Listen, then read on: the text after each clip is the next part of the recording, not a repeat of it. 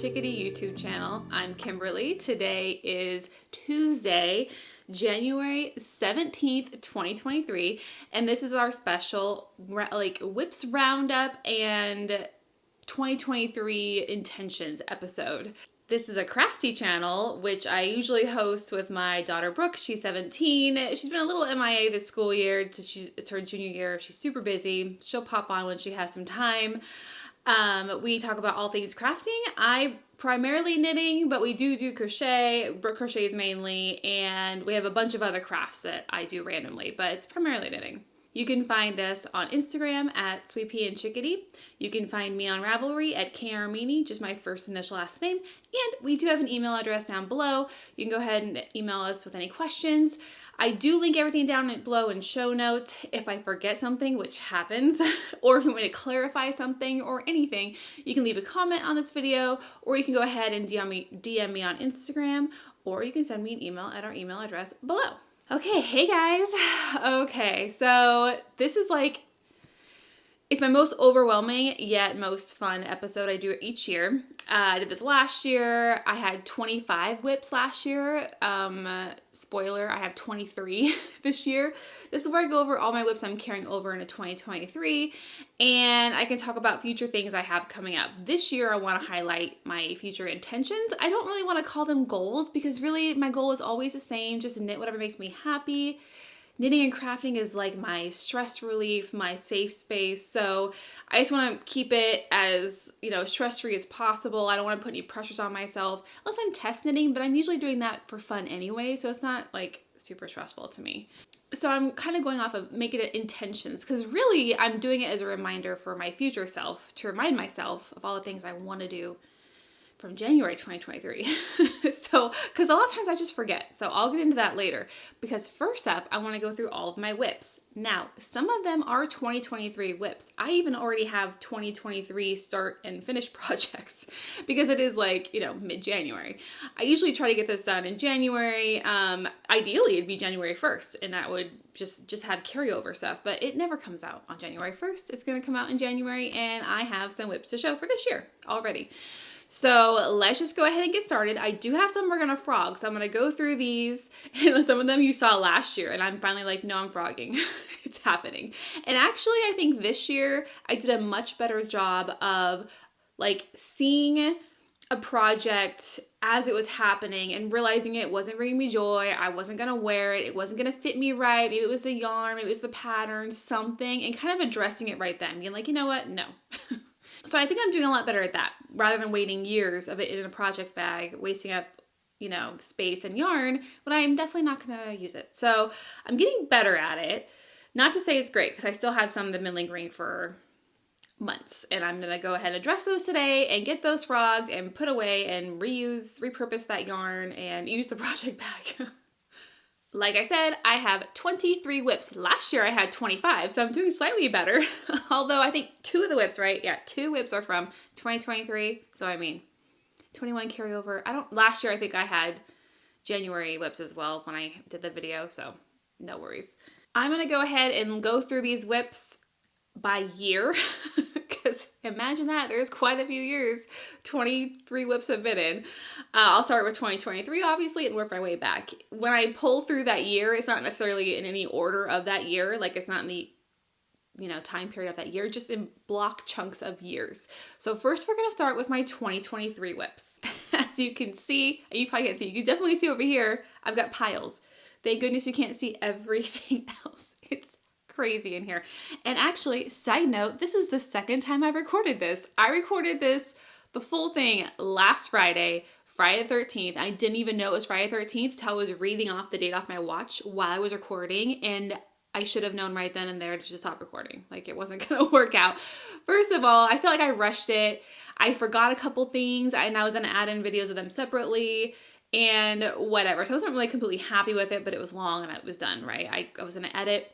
I go to edit, my intro is missing. Where's that video clip? That was weird. And then the sound quality, I was using a new mic and I tested to make sure it worked, but not to make sure the volume was accurate. Anyways, I've since hopefully fixed that this time around. So I'm like, it's okay. I'm just going to re-record it. get it done, and this time I'll remember everything, hopefully, and I'll be happier with it. So here we go. And luckily, I did not clean up my yarn room. It's like the first time where I'm like, yes, I didn't clean up. And I was like, oh good, everything's still out from before, because half the time I spent down here was getting everything out and ready to show you guys.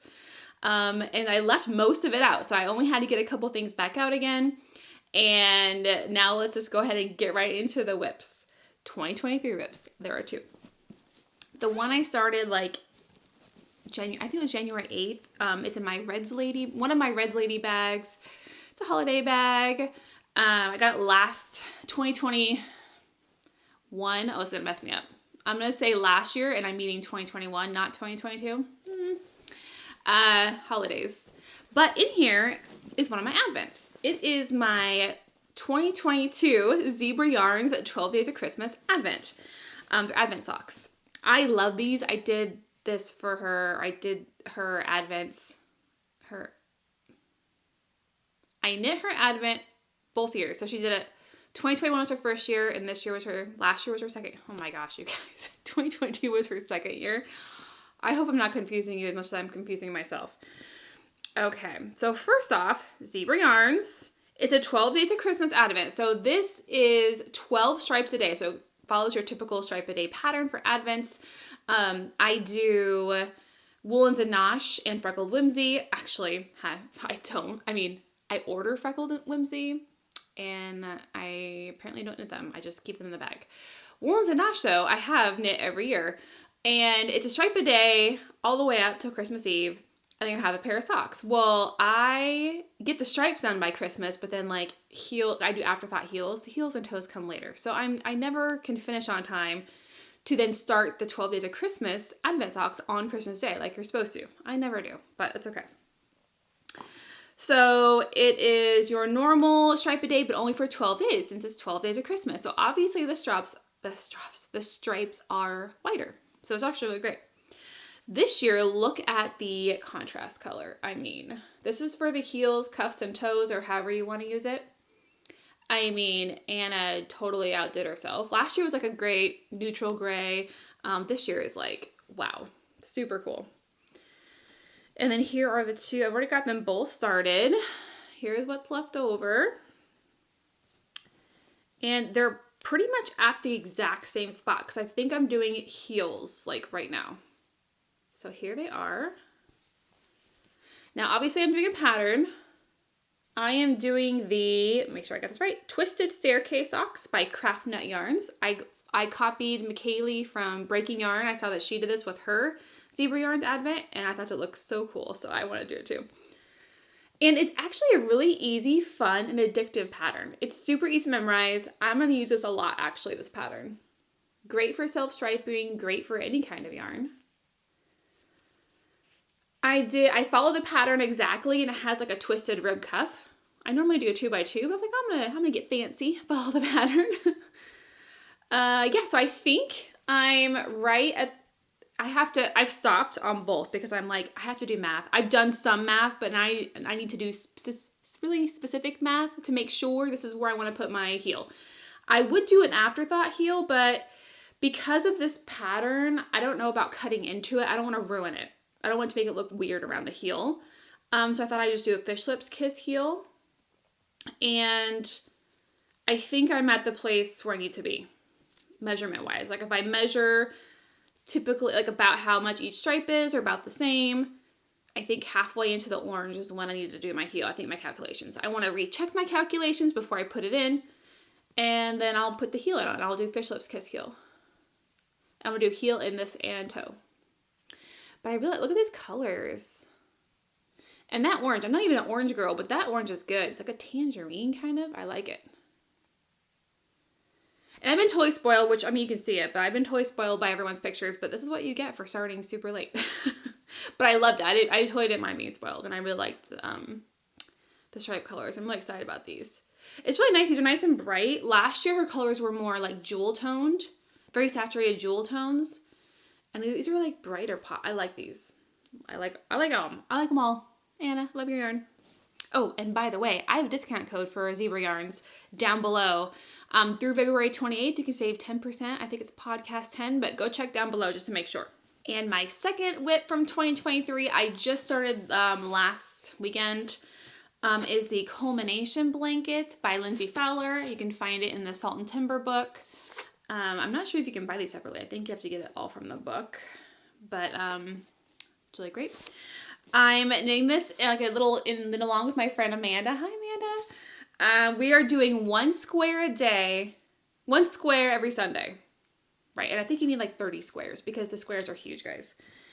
And what's so great is that you make these squares holding multiple weights and yarns together. I mean, it depends on what weight, how many strands, like it's crazy. So you're using scraps and I love it so much so far. So my first square was this one. Look how big it is. They're supposed to be 11 by 11 inches. So I did this one holding 2 worsted weights together, all scrap. And these are all pre-pandemic scraps, so I'm feeling pretty proud of myself.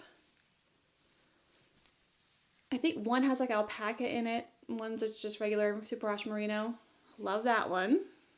And my last Sunday square was this one, which is really fun. There's a little bit of sparkle in there. I have 3 different yarns together. I've got a fingering, a DK, and a worsted. The fingering has the sparkle. And the green, one of the greens is from here. The lighter green is in here. And I've used pretty much all of it. Like I can't use it anymore. And so you need 30 squares. And they're just huge and they're so thick and nice. And I love this. I love that I'm using scraps. I love that I can use different weight scraps because I have like some worsted and DK and sport weight scraps, but not enough for like a whole scrappy project. I've got tons of fingering, like, hello. But, so they've just been sitting around like pre-pandemic. Like, I don't know what to do with them. I'm like, well, what am I going to do? But now I can throw them in this awesome blanket. So I'm really excited about it. I think I pretty much depleted my greens. So these are my 2 green squares because I don't have any more greens. And I don't know what color I'm going to do next. I'm really excited. It's actually kind of fun to like just kind of throw them together. I was looking for more of like this kind of blocks where they're more, but then I was like, I didn't want it to be super marled, but then I like this. So as long as it's marled in the same color scheme, maybe is what I'm going for. Who knows? I may just like do whatever later with the squares, but it's a whole lot of fun. I really like this. And I'm holding this in my, Matterroot bag. It's a wax canvas bottom. I believe it was like a Maryland Sheep and Wool 2019 like special bag. I think it was when she just started doing her wax bottom bags. Now she does them all the time. But I love this for when I was like traveling on the go. You fold it and then you buckle it. But what's really great is that you can buckle it to like other bags. Like I would put it on my backpack or something. I would usually like the sock size a lot for when I was like commuting into work back when I used to do that. So these are really great. And so I have scraps in there. Oops, maybe I should. There's a pocket. I have my scraps. So like this one, I've weighed it out. I can still use more of this. It looks blue on screen, but it's like a greenish sea green maybe. That was in this one. And then I have enough of this, but the other ones I do not have enough of. These ones, they are like done.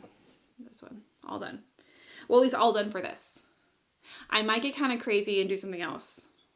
Maybe like a smaller version even of the same thing. Who knows? But this one will be used maybe again in like maybe in the blues. Maybe it can go in the blues since it's kind of like both colors, right? I started to block these. So Amanda, I try to block these. Because I block all my squares. Whenever I do a square blanket, any kind of squares blanket that you add into, you block them because you want it to lay flat so it's easier to pick up the stitches. Well, I got these wet, right? Went to go lay them out and they're just massive. They're so big. And I was like, they're already at the length that they should be, like without blocking. So I didn't want to stretch them out anymore. So what I did was I kind of like squished them back in a little bit and laid them flat and just kind of let them dry. So they're like, I think exactly 11 right now. But I think I'm just going to not block them and then just block it as a whole at the end. But that would be a massive thing to block. I would just lay it flat. I wouldn't even block it. I would just lay the blanket flat I don't know. Because I usually don't block the blanket unless I need to wash it.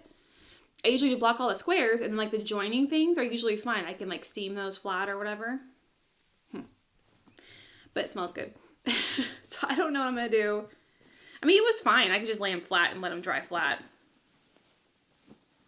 But I don't know if I'm going to keep doing that. Like I do with like my Sunburst Scrappy blanket, or like my Radvent throw. Like all those, I block those out to like a certain size. But these did not need to be blocked. It's like they did not need to be stretched. They're huge. Like I don't know if you can see how big. I mean, they're big, right? Like here's the book, right? And like, I mean, you can't even, like it's huge. These are huge. I love it. To me, it's such a huge, awesome blanket. And here, I can even show you what, like, here's a picture of people holding it. And then, isn't that awesome? So excited about it. And then my friend Amanda, we're each making a square on Sunday, so hopefully she won't beat me like she always does, because she's super speedy. So those are my two 2023 whips. They're both a lot of fun. I'm loving them so far. Let's go ahead and get into 2022 whips. Now, most of my whips are from 2022. Thank goodness, right? But you guys, I do have some. I don't even know where to put this. Where does this go? Okay, 2022. I have my World Simplest Mittens by Tin Can Knits, and this is in my Rebecca pouch by Scrappy Angel. I also have a discount code for her down below. There's no expiration date on that, but there's our code down below to save 10%. I have a problem with my mittens. Oh my goodness. So here's my first mitten. Love it. I am using, the yarn I'm using is the leftovers I had from my Woolens and Nosh 2021 Advent socks. I am holding it together, like the leftovers, with Bare Woolens and Nosh yarn, because that was like their contrast color was this, and so it's just being marled together. So I'm doing the DK weight version. I did everything to pattern. I thought I did. That's bum bum bum. It fit great. The length is perfect. I love a long cuff. You can shorten it if you want to. I did everything to pattern. I was waiting on the thumb because I wasn't sure if I was going to do the stripes. It would be a continuation of this stripe here, or just do white, like the berry yarn, like just a white thumb. I hadn't decided yet. So here I am on the next one. And I noticed this sooner, but I was like, no, that can't be. And so I kept knitting.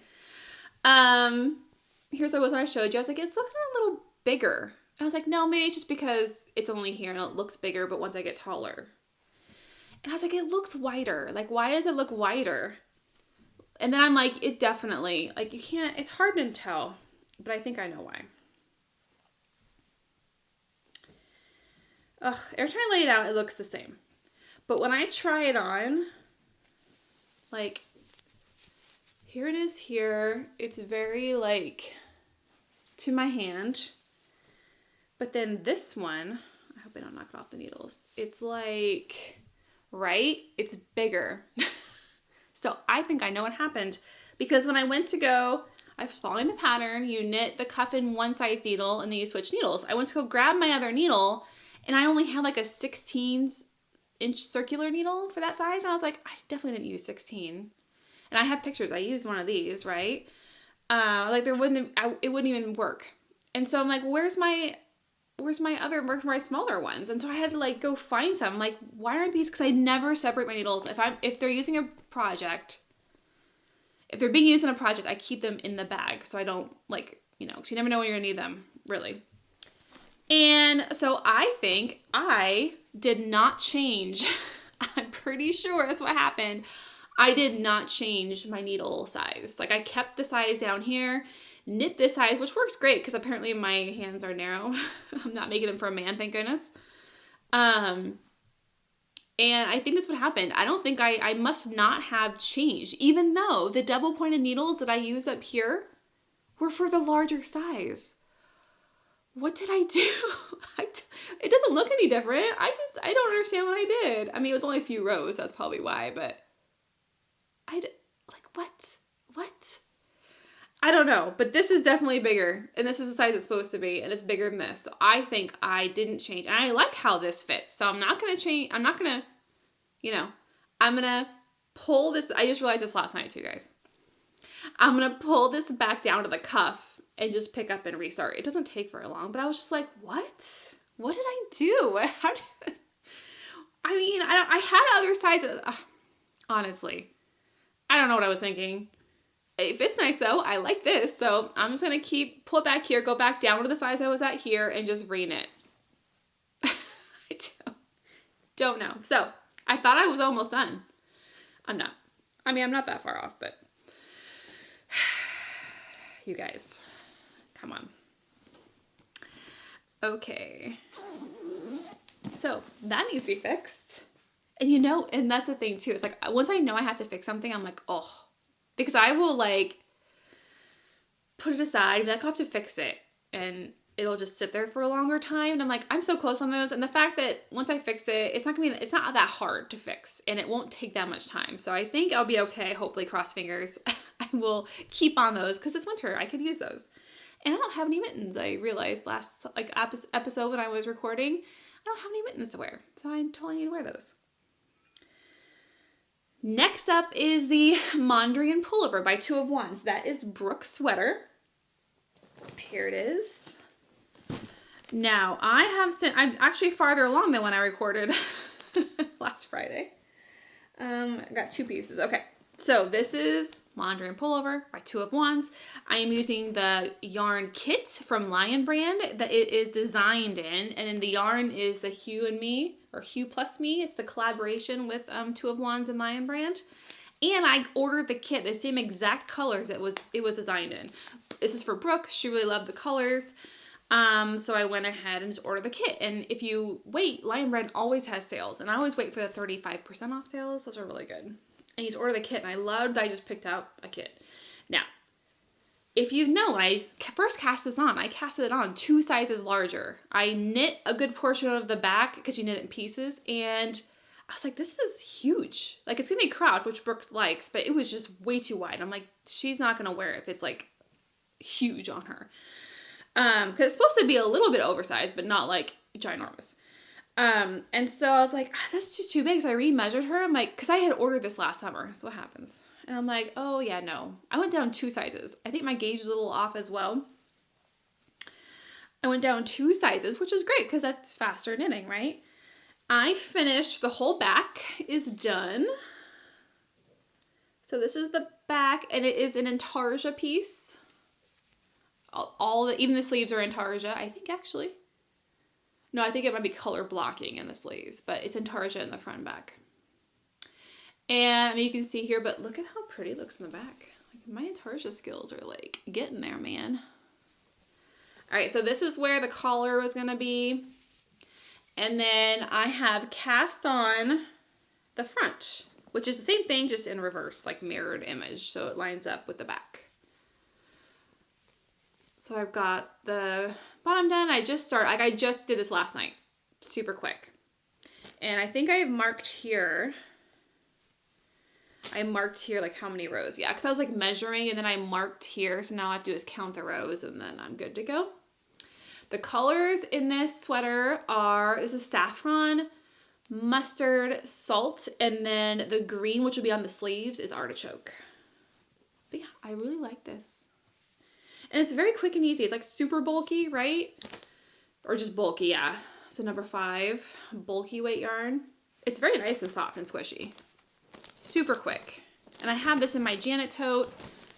By Scrappy Angel. It's humongous, you guys. I have so much yarn in here, it's ridiculous. And because I went down 2 sizes, I'm going to have a bunch of this yarn, I'm assuming, left over. That's okay. I will definitely use it. Hats, something. Sweaters for my dog. Sweaters for Mabel. I realized the yarn I used was like my super soft acrylic that I love for dog tangent. Sorry, guys. It's a Mabel tangent. I made her dog sweaters on that super nice yarn I love for like babies and soft things. It's not rugged enough for a puppy.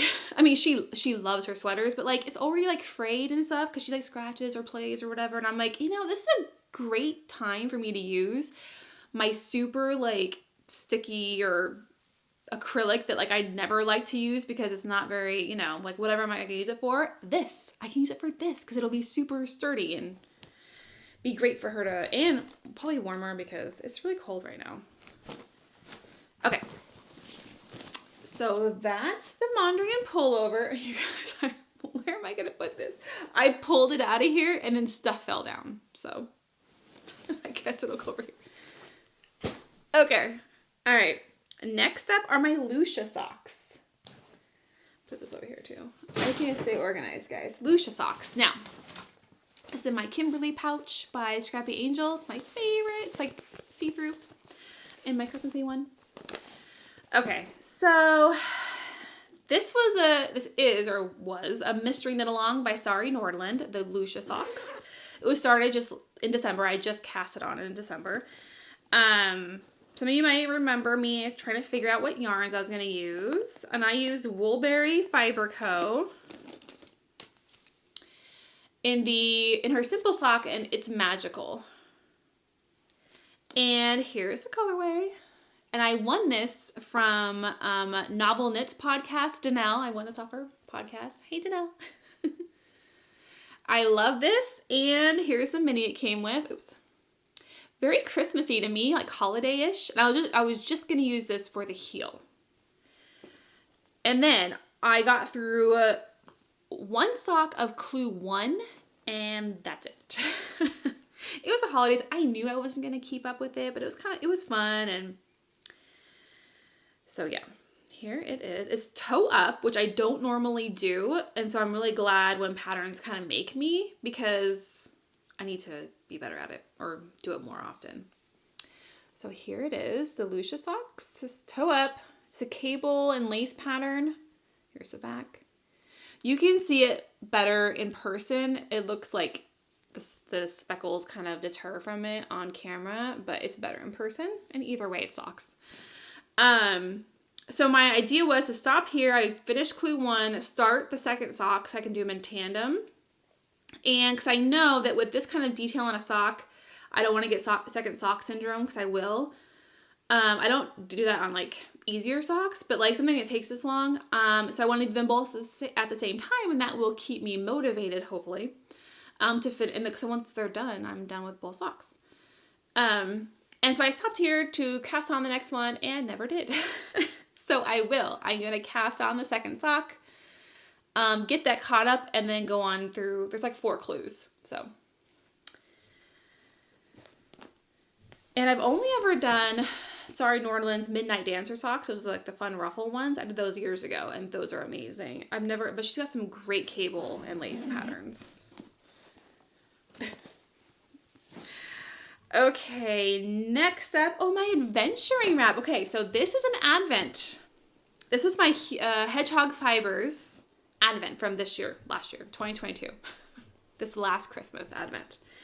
I am basically almost done because I finished all the knitting and I blocked it. I just blocked it last night, so it smells amazing. And let me make sure I have the right side to show you guys. I think it's this side. It doesn't matter. I don't know. Because it's garter.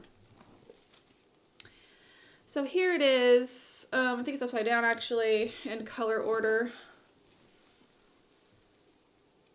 All 24 days of Hedgehog Fibers. I love Hedgehog Fibers. It was so bright and wonderful, and I'm so glad I chose this pattern. This is the Adventuring Wrap by Ambah O'Brien.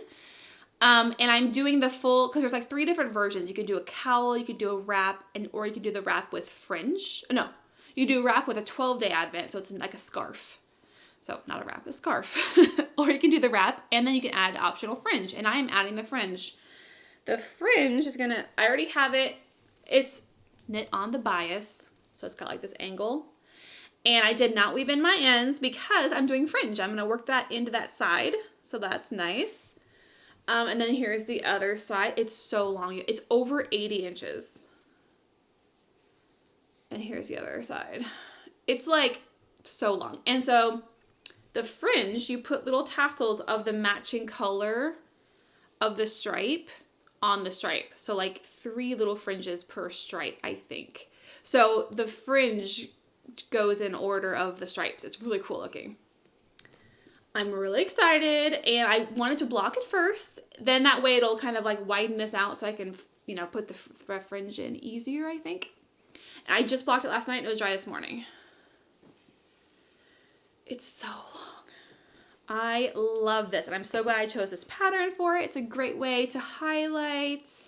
You can see all the colors. Oh my gosh, you guys. It's so long. It reminds me of my Find Your Fade, like in length. This might even be longer. I don't know. I mean, literally, I'd have to like, I can double it and like pull it through. I mean, look how long it is. But I like how they were wearing it because it highlights the fringe on each side. It's really cool. I'm going to learn how they do it in the picture. But so I did everything according to pattern. I did not change anything. I have quite a bit of yarn left over. I think I have like 12 or 13 grams left over. I don't know for sure about that, but I have quite a bit left over. So if you weren't doing fringe, you could do a whole other project. I am doing fringe, so it will use some of this, and I'll still have some left over. I don't know what I'm going to do with my leftovers. Maybe socks, maybe a hat to match. I don't know if it'll be enough for a hat. We'll see. But I love this. And it was like the perfect soothing Advent project. It's just garter with some eyelet rows. It was so good.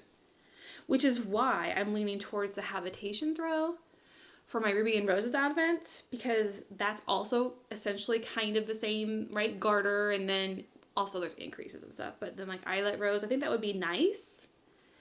And soothing with enough interest. And it was super easy to keep up with these. I know it looks really long, but it was not hard to keep up each day. And I was doing other knitting. So it was quite nice. I had it nice and folded. It's because it's on the bias. And this little part. There we go. I was holding this in my, which I have some Ruby and Roses in here. My Daisy Girl & Co. bag. I love this one. It's got a nice, I love the clear. You guys, that's like my weakness. Okay, so now I just gotta put the fringe on. I think I might start that tonight, maybe. We'll see. I haven't been able to really do much with it because I have a puppy on my lap most of the time. So not really a good time to start cutting little strips of yarn. Okay, next up is my Celtic Santa Hat by Mary Friday. I did not finish it. I basically, what you guys saw last time was where it stopped because I was doing it for our Christmas party to have as like a giveaway. Because we do like different games and stuff. And I thought I would make an acrylic version as a giveaway, be fun, and then I'd be practicing to make a wool one for my family. Like for my husband and son, they like those things. And once I realized I wasn't gonna finish it before the party, that's when it stopped. I am gonna finish it though, because it's a great thing to have. So here is the brim, and that's where I've stopped. I'm almost done with the brim. That pattern is like, the cabling is so great. Love it. I'm almost done. A couple more repeats. Definitely check out my, if you want to make it like I'm making it, check out my project page on Ravelry to see, and I copied other people's project pages. Like for instance, this, I think it just slips one in the pattern, and we did like a I-cord, the rest of us. You make the band has to be a little bit longer because the pattern has it kind of small, like for a small head. And just a couple different random modifications like that. Nothing to the design itself is like intact, of course, fully. I am using impeccable yarn, loops and threads. The red will be claret. It's a great like deep red. And the white is just like the starkest white ever. I don't know what color it is, but it's super white. I wanted something a little bit more like vintagey looking, like creamier. So I have like, I got this for us. The patents were 6. It's, it's wool. And this is the colorway Erin. Is that the colorway Erin? And then, but then I love this deep red, but then the patent only had this kind of brighter red. So it's more like this. And it's the colorway bright red. That's the colorway. So, I don't know. We'll see if I'll use these or not. But I grabbed them because I wasn't sure I was going to make them right then. Obviously I did not. But yeah, so this is still, I'm going to finish it, not in any hurry because it's not Christmas anymore. Okay, next up is my Sunburst Scrappy Square Blanket. I'm holding this in my button jar studio bag. I think it's a fat bottom bag. Super pretty. I got it for Mother's Day for my son one year. I love the leather straps. Just like an open. So I have to keep this up high. So I don't usually use it as a project bag too much. Because I've got cats. Okay, so I am making a Sunburst granny square blanket, and I'm basing it off of Nautikral Crochets. She's got a blog, and she's got the pattern on there for free. You can also buy it on Ravelry or get it for free on her blog, which is what I do. I slightly modified it, and I just, here, I'll show you what I did, because it's not that much. And I'm using, so far, I've been using all row 1 minis. I'm holding fingering weight double to make it DK. And I wanted to get a 6-inch square. So on Nautikral's pattern, it is this, row 1, 2, 3, and then 4. I added another row 4, and then 5. So I've got 5 rows. The only difference is I made this the exact same as this. So we are going row 1, 2, 3, row 3 again. The only thing I'm doing is and if you know the pattern, I'm doing one more pull up to make it thicker. That's it. I'm not changing any other numbers. So it's the same as this, but one more pull up of the yarn with your crochet hook. If you know the pattern, you'll understand what I'm saying. And everything else, this is even the exact same numbers. I did not change anything. And then I block these out to 6 inches. I could block them out to more. They will go like to 7 if you wanted. But I want it to be thick and, you know, a nice thick, nice blanket. So I didn't want it to be too thin and stretched out anyways. That was perfect. And I have a bunch of these. So this is my latest one because I have not blocked it. This is what it looks like when it's not blocked. This was my latest, and it's been a while, like at least November, if not October. I don't know when I did this one because of Advent. And I have a whole stack in here. So here's the other one. So I need to, and I haven't, obviously I'm just going to keep going because I need more than this. And I don't mind a nice big blanket, but like I have a bunch of these different ones. It's just so fun, and it's so easy just to pull yarns out and be like, oh yeah, that color looks good with that. That looks good with that. It's fun. Like, I love all of them. I end up loving them all. And if I start doing a color on one and I'm like, oh, I don't like that, I'll just take it out and pick another color. This is like my Seattle Seahawks one.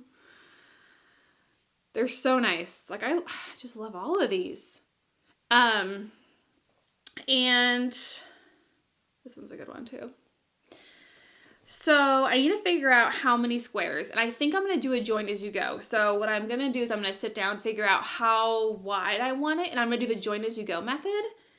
Because then that will actually help me, I think, as I'm going, being like, okay, I think it's done, or it's big enough, or maybe I should add a couple more squares, or, you know. I think this will be easier to manage. So I need to do that, sit down and kind of figure that out, and then join them all up and see where I'm at. And obviously keep going because I'm not done yet. Oops. So that's fun. And those are not, like, they take less than 20 minutes to do the whole thing. Like, it's not even. I don't even, and mainly probably because I'm, like, picking the next colors. And I always, like, crochet over my ends. So I don't have to even worry about an end unless it's, like, the last end. So that is super fun. I really like that blanket. Next up is my half and half triangle wrap. I have got this in my Black Pearl Magic bag. This is a large, like a 2.5 or whatever large one is. I got the extra little handle. Okay, so I got this yarn because people were saying how amazing the half and half triangle was wrap. Like I saw on Stress Knits, she is obsessed, and other people too are saying it's so soothing. And I was like, really? I don't know. Because straight garter to me is not soothing. Like, it's soothing for a minute and then it gets boring. And then I was like, everyone keeps saying how soothing it is. Let's just try it, right? I like big chunky wraps and shawls, right? So I got the yarn, and then it wasn't that many months ago, I was like, wait, I have this yarn, I'm gonna cast it on. And it's a pattern by Purl Soho made for their linen quill yarn, and I heard it could be scratchy, but I wasn't sure. I have not felt it yet for myself. And I didn't want to order a whole bunch of yarn and then not like the pattern or not like the yarn. So I found something that was comparable, like on like the Yarn Substitutions website. And I happened to have it at my yarn store so I could go feel it. And it's definitely not super soft, but definitely soft enough. So I think this might almost be like the linen quill, where it's like not super soft, but nice, which is great. It's actually got a great feeling to it. The yarn I'm using is Isager Alpaca 2. And it's 50% alpaca, 50% wool. These are 50 gram skeins.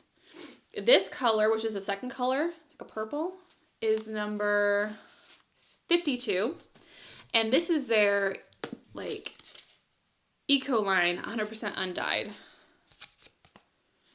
is this one. So, and you guys, they were right. It is super soothing. I think it's a mixture. This is just where I came from last Friday, because I moved it up when I showed you guys on Friday that you'll never see. So this is what I've done since Friday. So essentially what you do, it's a free pattern on Purl Soho. You cast on the full length of the triangle. Then you're doing short rows. You're doing, not even short rows, you're doing wrap and turns at the end. So you knit down to your marker, which my marker is now here. Take your marker off, wrap and turn your work, knit one, and then replace the marker. So you're moving the marker up one stitch each time. Makes a triangle. So each row is getting shorter. I mean, like slightly shorter, but shorter, right? And then it's the feeling of the yarn, I feel like, along with the straight garter, but you have to do something at the end and then you come back. It's super soothing. I don't know what, I mean, they were correct, you guys. It's a really soothing project, and I love squishiness. Now, I think looking at the linen quill yarn, I have not seen it in person. It looks plushier than this. So I think this is like a super light fingering, and I don't know what the linen quill is, but it looks plushier. So this is probably a little thinner than like a one that's like a linen quill one would be. And I'm definitely ordering linen quill. Like I saw they had a sale and I was like, do I? I'm like, no, Christmas just happened. I don't have any plans. I'm still knitting this. They have sales. I'll buy it later. But there are so many different color combinations. I can't decide. So I'm definitely gonna order some linen quill and make this again once I'm finished with this one. And if it's too scratchy for me, I'll give it away. But this is really fun. I really like this. And because it's kind of like a good neutrally color for me, I want my next one to be kind of like brighter, a little more colorful with the linen quill. And they have so many color, like bright color options. So yeah, I'm excited to get done with this side and then start the purple side.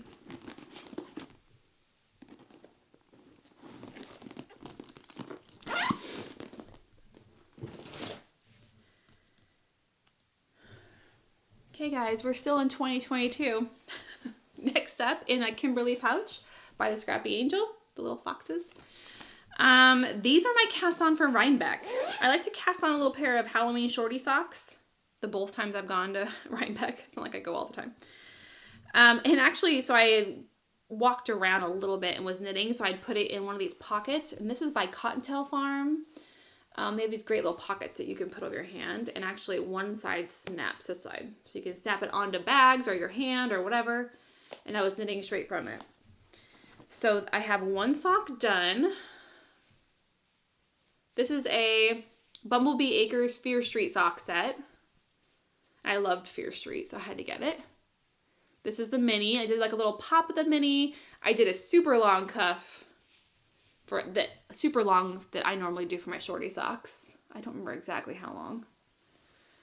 And yeah, I did a Fish Lips Kiss heel, rounded wedge toe, 2x2 rib.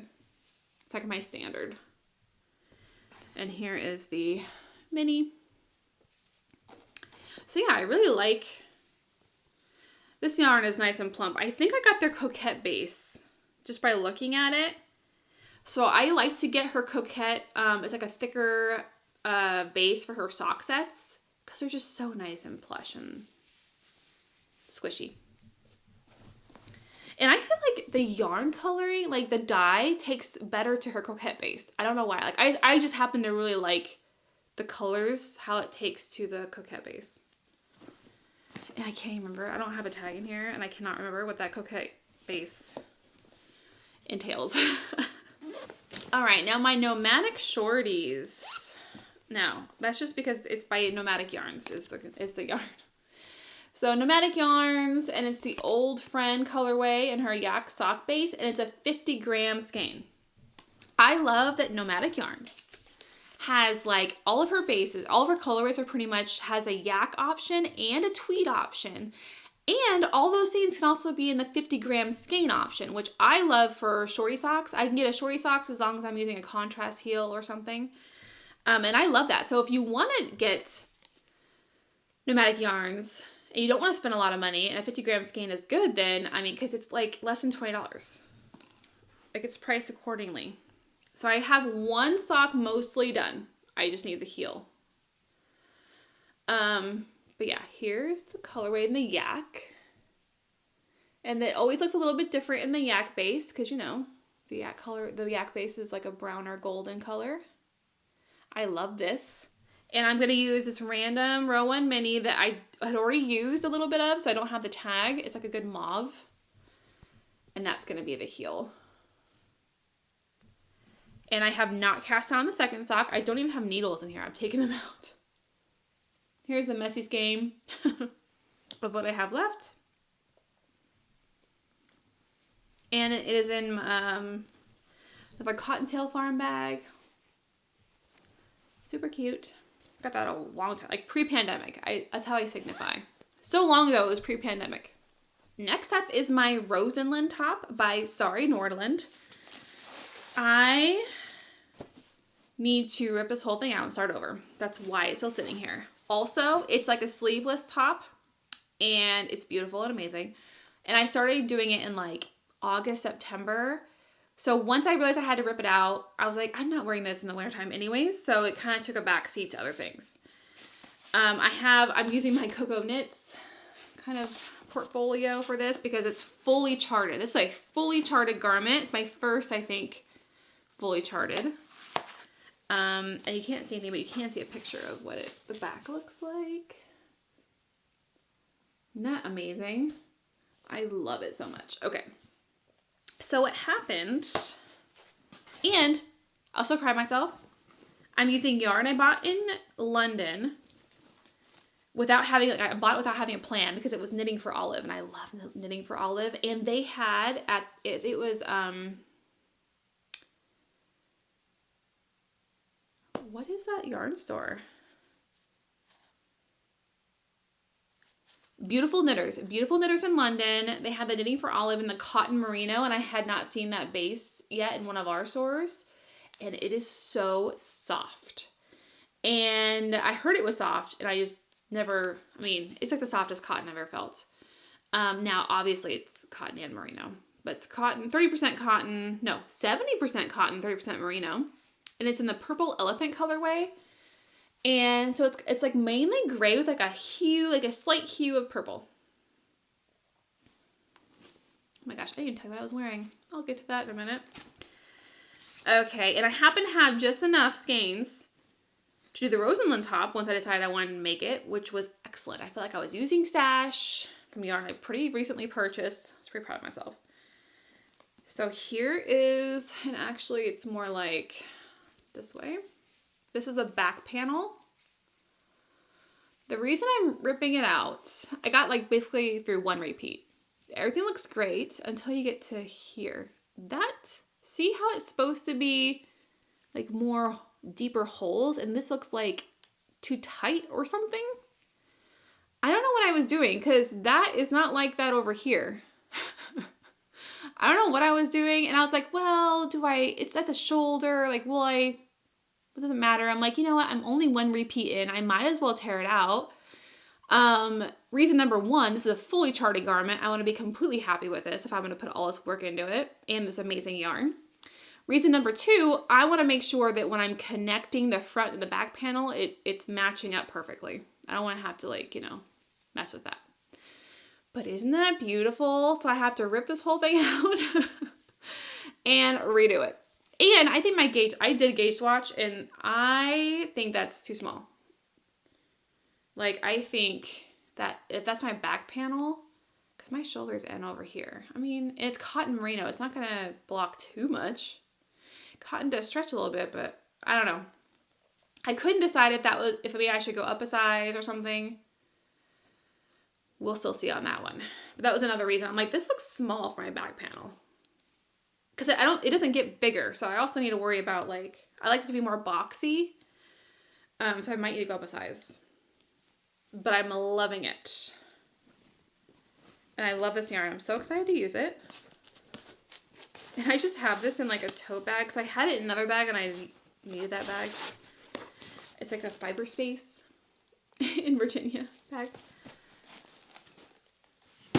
Oops. All right, guys, that's page 1. Almost done with 2022. I'm getting there, guys. All right, next up from 2022 is Brooke's Synthesis Tank by Kerri Blummer. So I started this also towards the end of summer. When I realized I might need to tear it out, I was like, it's fall, right? Okay, so Brooke wanted something that was, I don't even know what the front and back is. Color blocked, but she wanted a tank top color blocked like side to side. And so I am using the Synthesis Tank, and it's really easy to do color blocking. That's why I did that pattern. So it's like this in the middle, and then it'll connect in here. And it's actually a very nice soothing knit because it's garter. So you have a little bit of design here, a little bit of design in the middle, and then at the end, and that's it. Straight knitting back and forth, which is nice. And essentially it's intarsia because it's color blocking side to side, but whatever. The thing is, I stopped because I think it looks a little big. It's supposed to be more fitted. And I need to put this on a bigger cable and wrap it around Brooke, basically. Be like, is this too big? Which I also swatched for this. You guys, this is why I don't even know why I swatch. Because they lied to me. They straight up lied to me. Like, essentially every time. I feel like I would do better if I just didn't swatch. Like, I feel like that's really what would help me. It's just not swatch. So I'm either really bad at it, or they just lied to me. And I think they just lied to me. Because, I mean, come on. So, yeah. I need to put this on a cable and put it around Brooke and see if it really is. Because it's supposed to be a little bit of negative ease. Because it, I don't know. We are using Mace of Skeins yarn Brooke had picked out. She saw them on Instagram and sent me a picture. And she was like, I need these. She loves Macy and Macy's yarn. The first color is Call Me On Your Shell Phone. This is all part of her summer line. It's a great like corally reddish pink. Corally red? I say corally red. And then the next one is Marigold. And Brooke's favorite color is yellow. And they're both on her spade fingering 75-25. And I only have one skein of each. So it'd be perfect for this tank top. And I don't want it to be too loose because she won't wear it. And also, I need to make sure I have enough yarn. So, yeah. It's going to be cool. So I may have to rip it out, but it will get made. And I'm holding this all in my very first project bag ever, which is my Tim Eads bag. I don't think he makes project bags anymore. Very canvasy. I love it. Okay, guys. My first full-on frog is coming up. I started to make the Streamlined Tank by 2 of 1s. Patterns, I love the look. Patterns, fine. Here's the front. So you make a front and a back and you seam it down the side and on the shoulders. Done, right? Super fast. It did not take me long to do the front. I used the yarn that it was designed in, which is Kobu, Lime Brand Kobu, in the lilac colorway, and it is 51% cotton, 49% rayon from Bamboo. Very nice and drapey. a little splitty to knit with, but literally it costs like what, $4 each. So what are you gonna do? Very drapey, very breathable, and great fabric for summers like here in Virginia. However, it's bottom up. So I'm knitting this and I'm like, it looks a little short, but you can't tell because I hadn't knit one before. And I added 10 rows in here. I was like, I was supposed to start this 10 rows sooner. I added 10 rows, but I didn't want to add too much because I only got enough yarn to make the size I wanted. So I didn't want to run out of yarn. So I added 10 rows, did everything, and I'm like, this is short. Like, I mean, it hits me at like just below my belly button because I'm tall. And I'm not at that age group to be wearing, or fitness level to be wearing crop tops. It's not me. It's just not me. Anybody else can wear them, honestly. Just not for me. So it's too short. And I'm like, oh. And I'm like, well, maybe it'll be okay. And then I was like, the drape is great, but it's going to hug all of my curves I don't want hugged, essentially. I'm at the stage where I like boxier tank tops. If I'm going to wear a tank top, I like them a little boxier to hide all that. I feel super comfortable. This is not that type of material anyways, and I did not think about that and not think that through. And I'm like, oh. So I could take the whole thing out and re-knit it, make it longer. But I was like, I don't know if I like the drape. Like, I like the drape, just not on a tank top maybe. Maybe if I made it a bigger size, but then it would be too big here. You know what I'm saying? It wouldn't be.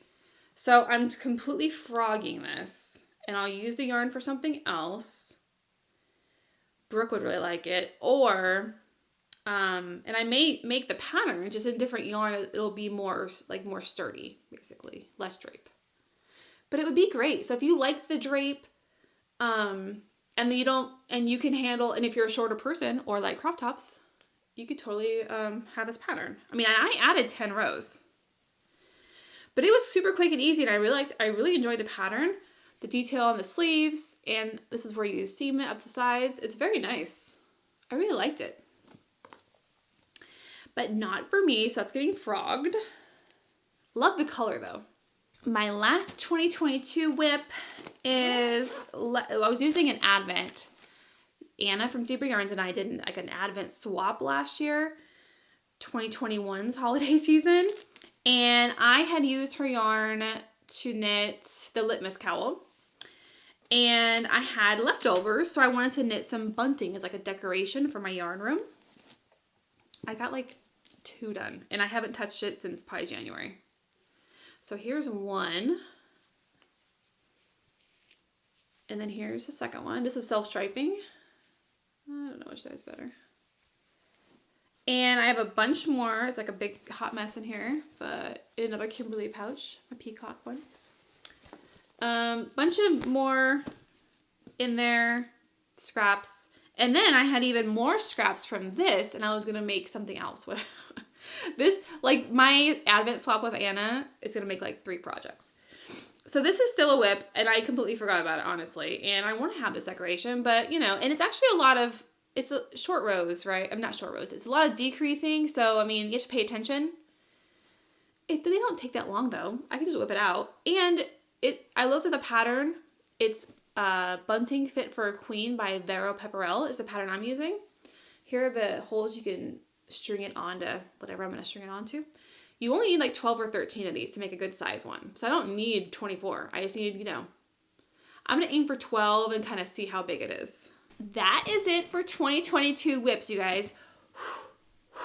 Do you guys need to, get a drink, get another snack, change out knitting needles? Like, what do you need? Like, you pause me whenever and you go do what you need to do because, wow.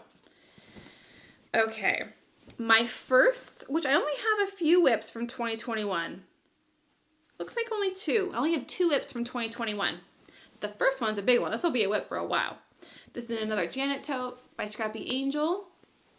This is my massive blanket project. I am using Chelsea Luxe Advent from 2019 and 2021. So both Advents. They have 24 mini skeins plus 2 full skeins. And I am doing the Arabian Tails, and that's Tails, T-A-L-E-S.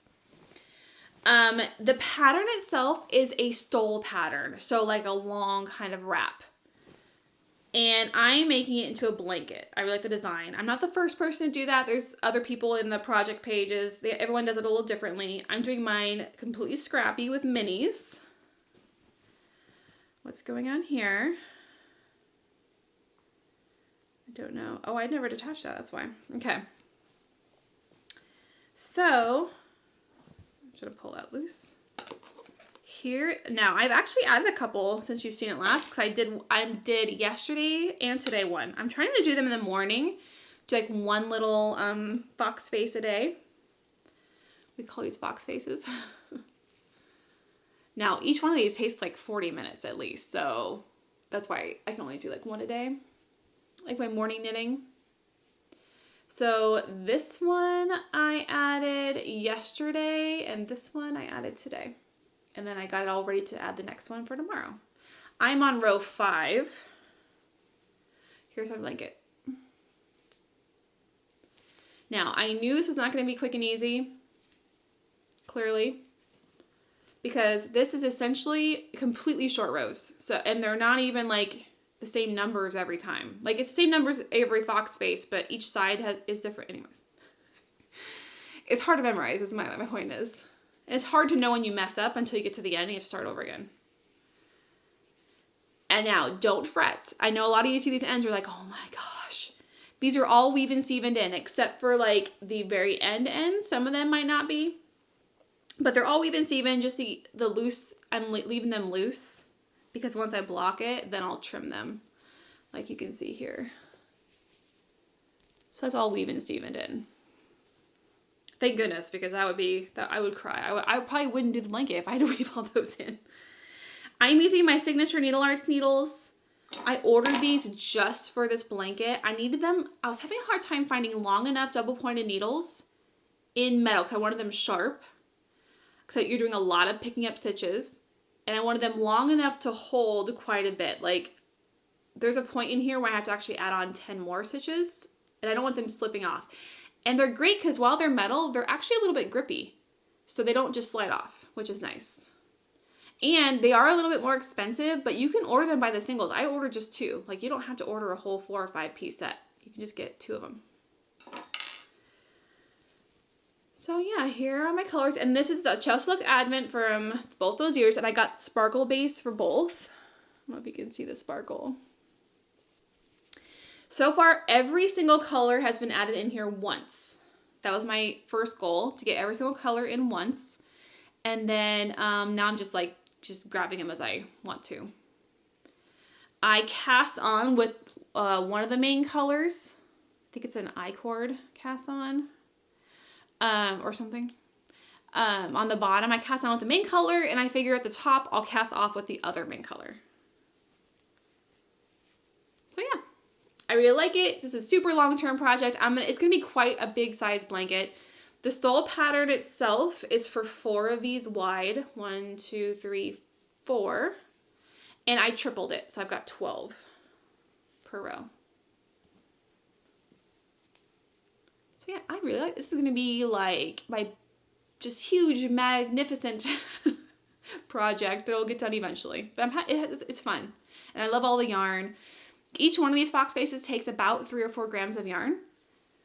So I can get, I think, quite a few. Like, I thought it was 6. I could get 6 of these fox faces per mini. So it must be like 3 grams. But yeah, really like it. And I've got all of my minis in here. Everything's in here. And I'll pretty much have like no leftovers, is my goal. And I did do some math on like how long it would be, but you know, we'll see. And that, I'm sorry, I don't think I said who that was by. That is the Arabian Tales pattern by Svetlana Gordon. My other 2021 whip, I actually cast on at my anniversary. So it was March of 2021. My husband and I went on like an anniversary weekend, like to a cabin. It was so nice. And I wanted to cast something on. I like casting things on during like special trips. It gives you something new to do while you're there, something to look forward to. And then you have the memories of like it while you're, you know, wearing it later or knitting on it later. It is the Still Pretty shawl by Lavagna Patricella, and it's brioche. Oh, that's the wrong side. This is the main color side. I just love this. And this is the other side, which I also love, like maybe even more. This pattern is based off of Stranger Things, which I also love. And this is supposed to curl. So this curls right here, which I'm glad it says it in the pattern. Because at first I was like, did I do that wrong? I think it's because it's supposed to curl into your neck somehow when you're wearing it. Anyways, so I'm like, I want to say probably over halfway done. Like it's not a huge, which is why I chose it. It's not a huge shawl for brioche. I think I have like 3 more repeats, I would say, left. And the repeats are like 3 more sections. And the sections have like 10 repeats or something like that. So 3 more sections, I think. The yarn I'm using are both Kim Dye's yarns. The green color is this one. The colorway is called Acrocarp, which is a type of moss. I looked it up because I was like, what is Acrocarp? And that is in her yak base, which is, I'm looking at it right now, rye sock. 70% superwash merino, 20% yak, 10% nylon. So Kim Dye's yarns. Let me see, get the... And I had this in stash, so I just picked these 2 together to do this project. And here is the colorful one. So pretty. This colorway is called Spring Lawn. And it's in the philo sock, which is 80-10-10, so it's got cashmere. So these are both very nice, luxurious yarns. And it feels amazing with the squish of the brioche. So yeah, I just pick this up randomly whenever I feel like I want to do brioche, I pick up this project. I'm never a person that always wants to do 100% brioche all the time, because it's just, to pay attention, right? So whenever I have the need, I just pick it up. So I hopefully will finish that this year. And this is in a Scrappy Angel bag as well. It's in her Lorelei bag, which is soft and squishy, but the wireframe top. It's like a Mary Poppins-y type bag.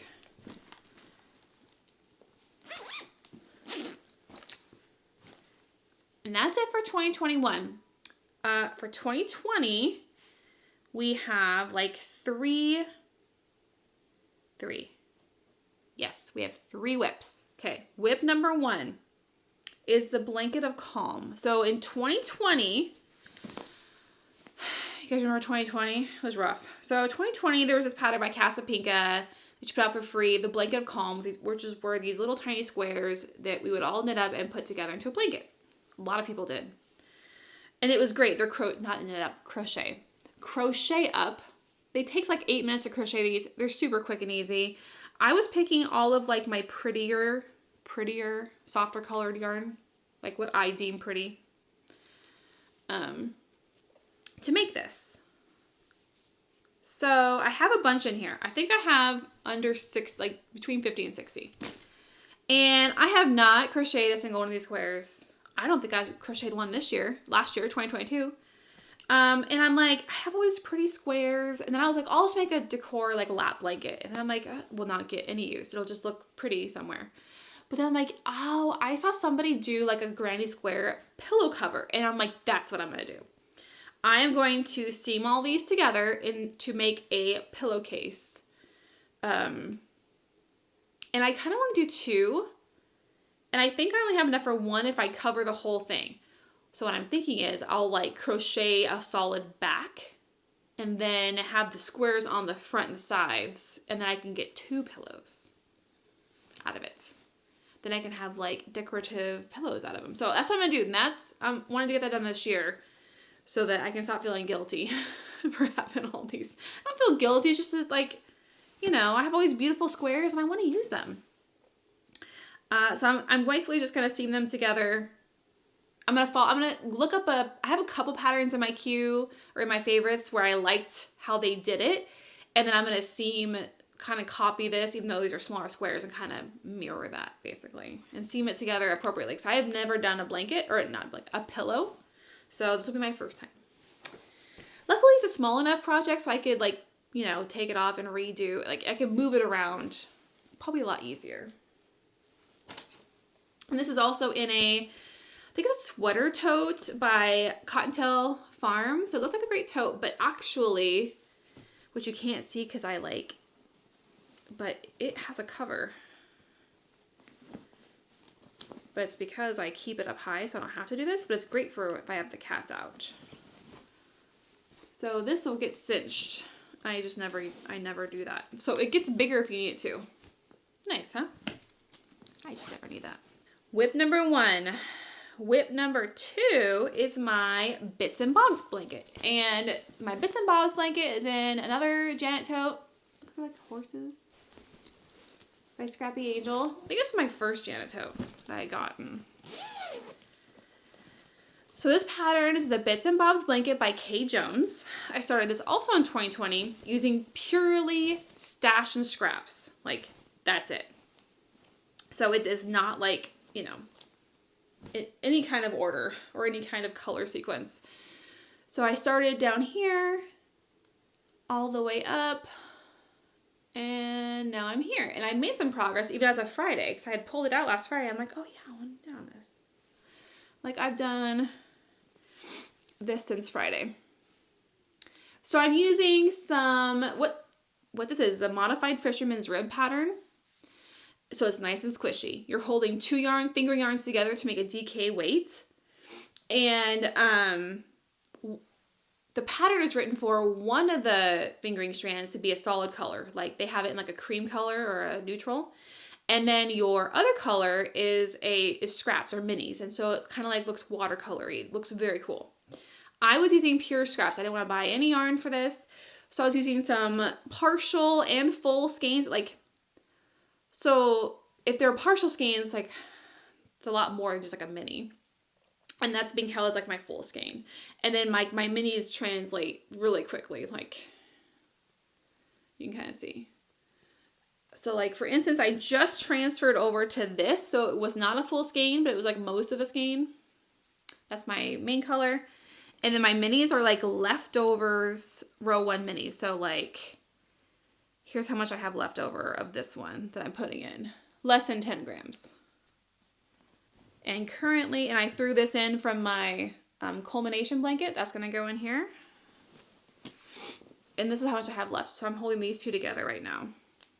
So once this gets lower, I'm going to add on. And I'm just doing the magic knot. And I've been leaving these non-trimmed lately. I was trimming them in the beginning. But I'm leaving them non-trimmed because I'm going to do like that fringe check stuff. That like stuff you can put on to kind of like hold the knot. Anyways. I don't know if that'll work. That's what I'm going to do. So yeah, this is how much. And I thought I was about 1/3 of the way, and I remeasured. Like, I was knitting it last night and had it over because I wanted to go over my feet. I am tall, and kind of come up to like here to be all cozy. And so I think I'm half. I'm at half or a little over halfway done for how long I want it. I mean, theoretically, it's probably getting close to done for the pattern's sake, but I want it to be a little longer. And everything I cast on is in my project page. So yeah, I really like this. And I want it to be all cozy.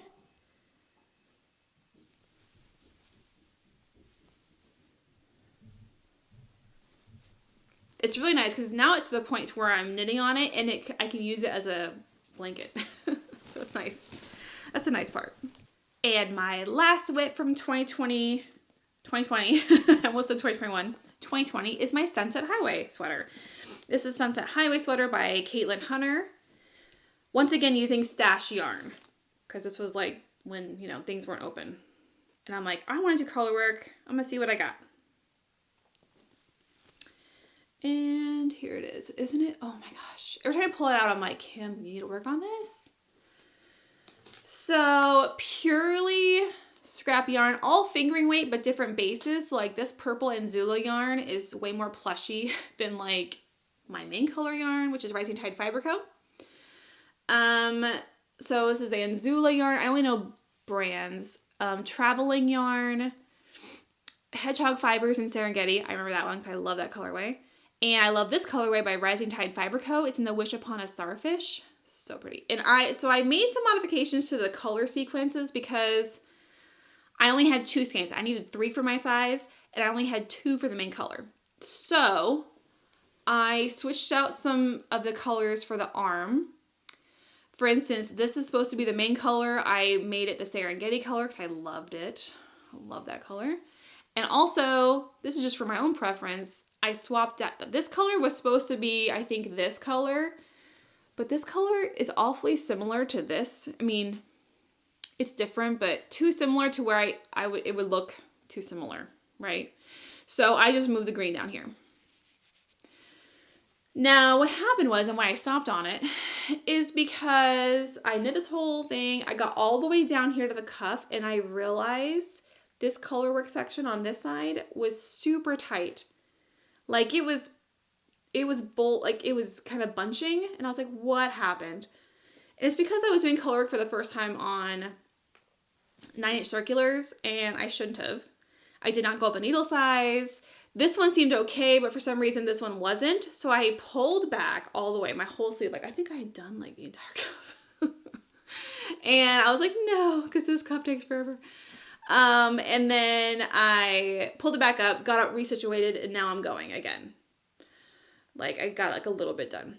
And I'm going to go ahead, and I moved up. I think I went up a needle size, or maybe I just lengthened out, like I got a bigger cable needle. I think that's maybe what I did. So it won't be bunchy, and I have to really watch myself when I do that. And then I think this one's okay, but I'm going to do this one correctly and then compare it back to my first one to see if I need to redo this one, because I'm doing all this work and I love this so much. I love all this yarn. Like these are all my beloved yarns I was using at the time, and I want it to be nice. So I'm going to finish this, go back and see if I need to redo this one. And if not, then I'll continue on with the main color. I stopped and did sleeves because I only had 2 skeins of the main color left. And I wanted to use what I needed for the sleeves. That way I could use all the rest of it up in the body. Hopefully I can finish the rest in the body, but if not, I totally assume that I may have to grab another one of these colors to do like the ribbing, which will be fine. But it's so pretty.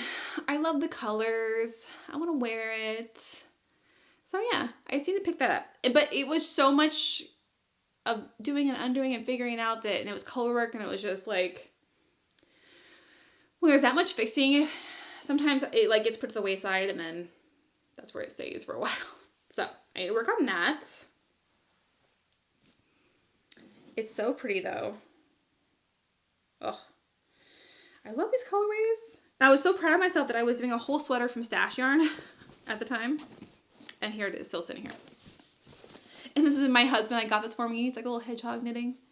I think it's a hedgehog. It's like a Knit Picks tote bag. I think they still have them. All right, 2020 is done. Get out of here. All right, we got 2019 and, shall I say, dare I say, 2018 whip. Okay, 2019. I have 2. One is being frogged. I'll show you that one first. You saw this last year if you watched my last year's whip parade or whip roundup. I just have this like a little beachy thing I got at the beach in Washington State when we lived there. Okay, so this was when I wanted to learn brioche. It was 2019, and I wanted to learn brioche, and I wanted to just use whatever I had, and I had a bunch of Caron Simply Soft. And so I got out my needles that are they've been bunched for too long. And here's what I got. So it's the Brioche Basics with an X scarf by Suzanne Summer. And I learned, so it's a scarf. So you do this cool thing, and then you do brioche for a long time, and then do this at the other end. It's pretty cool. It's like a navy. I use it like a navy color and a lilac color. Pretty cool. Every time I pull it out to to be like, I am never gonna finish this. It's so soft. I'm like, oh, but it's so soft. Maybe I'll just finish it. This is what I thought last year. I'll just finish it and I'll use it as a gift, as a, you know, just like in my gift box for like family or something, because it's acrylic, super soft. And here I am again this year. I'm like, look, Kim, myself, I am never gonna finish this. I will never pick up this and want to stop doing whatever else I got planned to do this. I will never. It was a great way to learn brioche. So if you need a pattern for that, this is a great way to do it. I just ended up moving on to something else after I got this far, basically. But it's so nice. It's very cute. So I would like these needles back. These are like my backup needles. I got these. My husband bought them for me. Like they're bamboo needles, like off Amazon. Like my very first ever ones. And they're like my backups. Like when all of my other needles are taken, I can use these. So yeah, super nice and squishy. Caring Simply Soft is really soft. But I'm never going to stop knitting something else to knit this. So while it would be great to have this as a present or a gift for somebody, I'm just frogging. I'm doing it now. I'm frogging this. Okay. Oh my goodness. And then my other 2019 whip is not getting frogged. I mean, it might have to get ripped out, but... And this was a crochet along I signed up for that I never even started at the time. And I ended up doing it a little bit later. And then, anyways. So it is the French Press Cardi by TL Yarn Crafts, which is Tony Lipsy. I even bought the yarn for the crochet along. It's Montana crochet yarn. The colorway I chose was Matcha. And it's in her Tweety base. It's like a worsted, right? No, Aran weight. It's this great green with Tweety bits. I love it so much. I am a knitter with a capital K for reals, for sure. But I'm a crocheter, I would say, with a lowercase c. Like, I can crochet hats and stuff, but like when it comes to garments, like that, wow, that's a lot. So I have this done. And I'm pretty sure this is the sleeve. And this was so, look at all this shaping. Like there was so much going on. And I don't know where I was. I'm going to have to take this out and start over. Besides the fact that I think this is the arm. And it is a 3/4 length sleeve. That looks awful big. Like, I don't know what I was thinking. I wanted it to be kind of loose, like a cardigan, like a, you know, but like this should be a little bit, I think it's a little big. So I think I need to go recheck all of the measurements and look what size I want to make. And the other thing is that this stitch, like everything took, I couldn't just watch TV and crochet this. Like I had to pay attention and like literally, I've never had to like sit in front of her videos because she did a great job with her videos for the crochet along Tony does. Great videos for this, walking you through it, but I literally had to like follow along those videos like hardcore the entire time. I mean, oh my gosh. So my crochet skills are not the best. It looks great. It just takes me a lot to pay attention, right? And I really want this cardigan. It is so cute. And I love this yarn and I need something green. And yeah. So the whole thing is going to get done. I have this in it's like another Tim Eads tote, I think. This is a Tim Eads tote. Canvasy. I love it. And like a magnetic closure. Okay, so this one I'm definitely doing. Now, my one from 2018. You guys have probably remember this because I've actually worked on it this year. And I've got some news. This is in another Kimberly pouch. It's my favorite one. It's got the pears. Oh my gosh. I have a Janet tote in this too somewhere. So this is my 2018 whip. It is a knit crate pattern from 2018. I think it's November 2018. It is the Damson Espalier by Liz Harris. You could only get it through Knit Crate at the time. This was back when Knit Crate was highlighting Indie Dyer's yarn through their gift box or their subscription box. And they switched to making their own yarn. So this yarn was actually by One String Charm, and it's in the Frosted Plums colorway. I love it. Definitely plumper than, it's not a heavy fingering, but it's not a light fingering. If that makes any sense. So here's what I got. Last year I went on the video thinking I was going to frog it. And then I saw it and I was like, no, I need to make it. So I was like right here last year. I took the whole thing out because I'm sure my gauge would be different than 2018 to 2022. Reknit it. So this is how far I am with the first sock. I did everything to pattern. I'm on the gusset decreases. And the reason why, and I love it, it's so beautiful, but the reason why it's not done, and the reason why it takes me so long is that it hurts my hands. Like, I think it's the combination of the thicker yarn. It's not super thick, but like the plumper yarn with this like cabling back and forth. It like hurts my knuckles. And I hardly ever have that happen. And it really hurts my knuckles. So I was only getting like most of a repeat in whenever I would sit down for it, which is fine. It's very addictive. But then my knuckles would hurt, and I may not even be able to do it the next day because my knuckles would still be sore. And I'm like, I'll just do it a little bit at a time, no biggie. Yeah. And every time I pull it out, it's so pretty. But enough's enough. I can't take it. No. Life is too short to knit things that make your hands hurt when your hands don't normally hurt. Like, and these are socks. Yes, they're pretty, but I have a whole bunch of other pretty socks that don't make my hands hurt. And I love this yarn, and I'll make it into something else beautiful, and I don't want my hands to hurt anymore. And what's the point? Like, let it go, Kim. Let it go. I'm letting it go. So this will be a frog, you guys. I know I've held on to this for so long. So my 2018 whip, even though I've made great progress on it, is going to get frogged. I'm over it. Like, I'm just over. I love the pattern, and I figured it out, and it's very nice. But it's like, my hands hurt. No. I've done so much work on this too. It's just, I feel like there was so much time invested in it too. I was like, well, do I really like it? No. Enough's enough.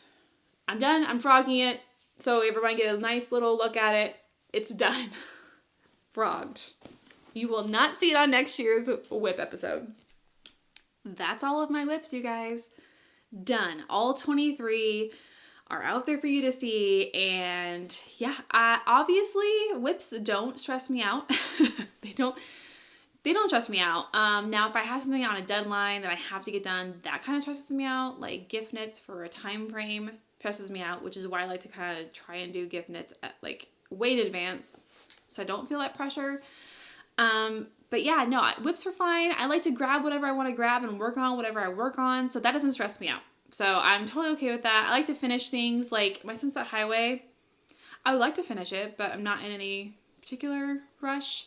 The blankets are going to take a while. That's just how it is, how blankets go. But yeah, so I really want to get through some of them though. But I do know that I'll be getting through a lot of those, especially the newer ones that I've cast on. Like those are already heading towards finish line, so that's going to be fine. And a lot of them are just long term, and that's okay. So my 2023 intentions, they're not goals per se. My goal is always just to knit whatever makes me happy, knit whatever I want to work on, keep it stress free. I don't have any like yarn destashing plans. I mean, like, honestly, I probably could use it, but I'm going to keep buying yarn. I'm going to keep knitting whatever I want to knit, and it's just how it's going to be. I don't have any of those plans, but I do have intentions. And I look at those as more of like reminders of things that I want to work on and get through this year. For my future self, because I know a lot of times when I went, like for instance, my half and half triangle wrap, I had like forgotten I had that yarn until I saw it. I'm like, oh yeah, let me try that pattern. So what I'm going to do this year is I'm actually going to make, and I have made a bunch of Make 9 boards. Now, the Make 9 challenge was developed by Home Row Handcraft back in like 2015. And I know a lot of people do make-alongs for it. Noble Character Crafts has a make-along for it all year, every year, which is really great. I'm using mine more as, and really what you're supposed to do is you're supposed to put 9 patterns that you want to make that year on there, and then you make them, and then you check them off as you go.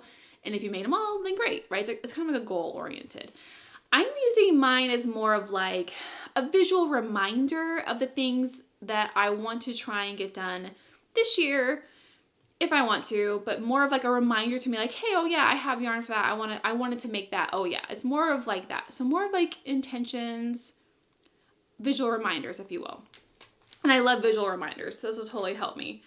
I don't have all of my things I want to do on here. It's just like the big things that kind of drew me as of me in January to write down on this list. I have 5 boards listed. 2 of them are patterns, like things I want to make, knit and crochet. Those things are completely items that I have yarn for already. Like I have bought the yarn for that pattern, or I've already like separated that yarn for that pattern. Like 2 boards, 18 items, I already have the yarn for, and I'm putting them on this list so I remind myself that I have this stuff that I want to make. I have another board of just crafting makes, so it's not necessarily knit or crochet, it's more of like household things or other kinds of crafts. I have a bunch of kits that I keep forgetting I have that I do want to try, and I want to use them up because I really want to have the product. Then I do have a whips board, just one. As you can see, I have 23 whips. I could have quite a few boards, but these are whips I just want to keep reminding myself that I have. Because, you know, if you have so many whips like I do, they just get pushed to the wayside. I might forget about them. So I want to kind of put the big ones on this board just to remind myself that I have them and to go work on them sometimes if I want to.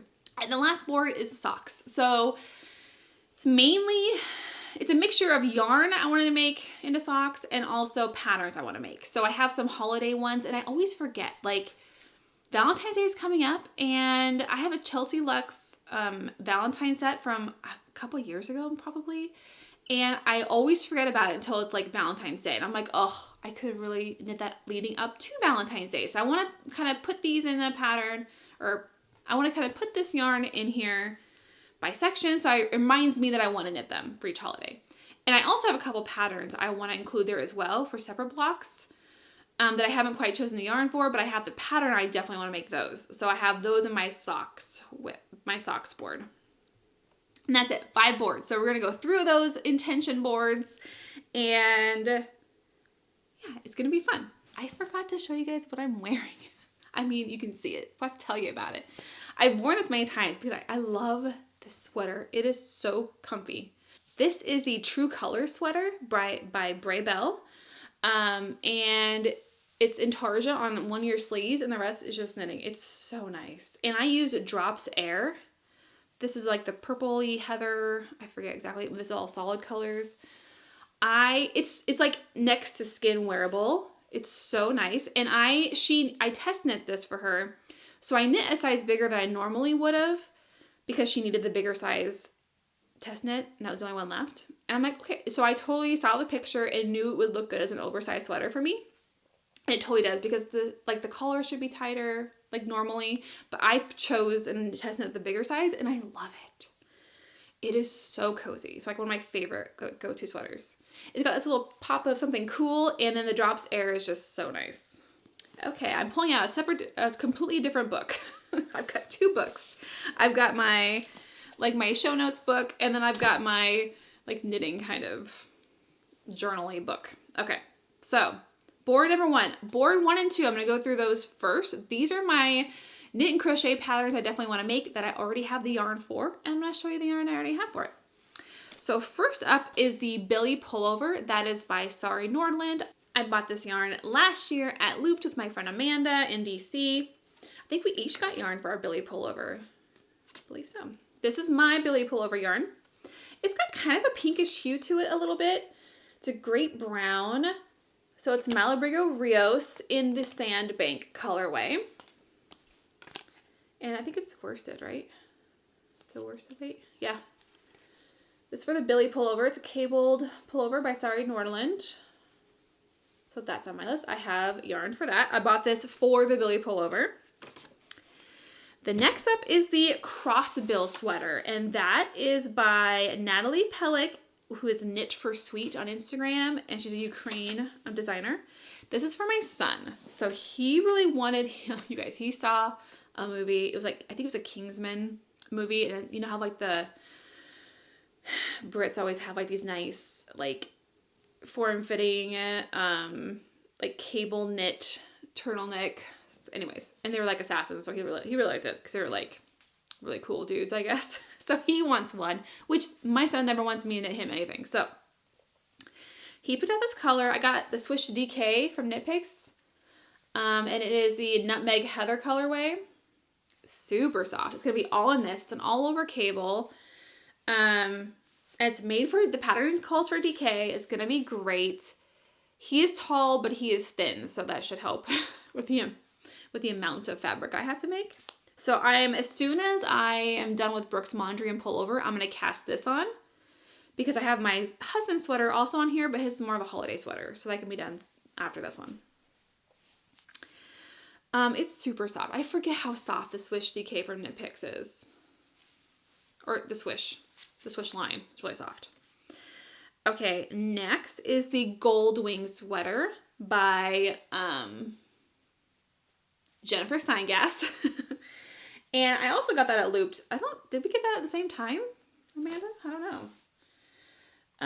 Let me see here. And this yarn, I got this on like their clearance section, so I was pretty excited about it.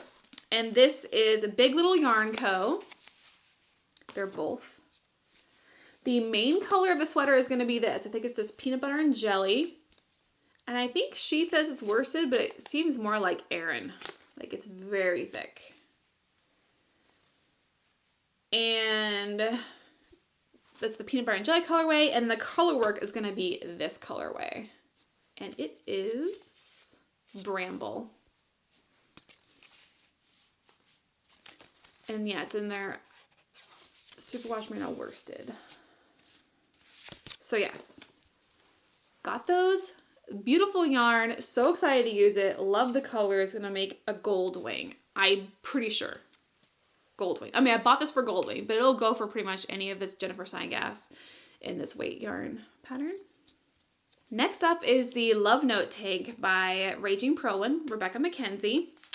It is made for like an Aran weight, worsted Aran weight. And I'm going to use this Queensland Collection dungarees. It's spun from recycled jeans. And it's a great olive color. I got these like super cheap. I got a clearance sale. I want to say like it says $17. I think I only paid like $7 each or something. $6. It was super cheap. I don't even know. So this is a DK base, but I'm going to hold this double. Like I got enough to hold this a double to make the tank top. And it'll be great because it's cotton, recycled jeans. And it'll be great for our humidity over here. So yeah, that's going to be, I love this color too, olive. Like a nice army color. Now my husband's Assassin's Creed sweater. So my husband, it was like 2016, I don't even know, Assassin's Creed, because he plays video games. Assassin's Creed posted on Twitter a like happy holidays message with a graphic, and it was essentially a colorwork chart for a really cool holiday Assassin's Creed style chart, right? He was like, oh my gosh, I love this. Can I have this as a sweater? I was like, sure. So flash forward, like, I don't know, 10 years later, not quite, but he just keeps reminding me. I'm like, okay, but I don't have the yarn. Well, I finally, when I got my son's yarn, got my husband's yarn, because he even picked out the colors. Actually, it's these two colors. And I'm going to use like a basic raglan sweater. I think I found one. I can't remember which one it is. I like the one I like the collar on. I'm going to add in a colorwork chart and then probably do something around the sleeve, like the cuffs. The sweater itself is going to be in this red color, which is Hollyberry. It's a great deep red color.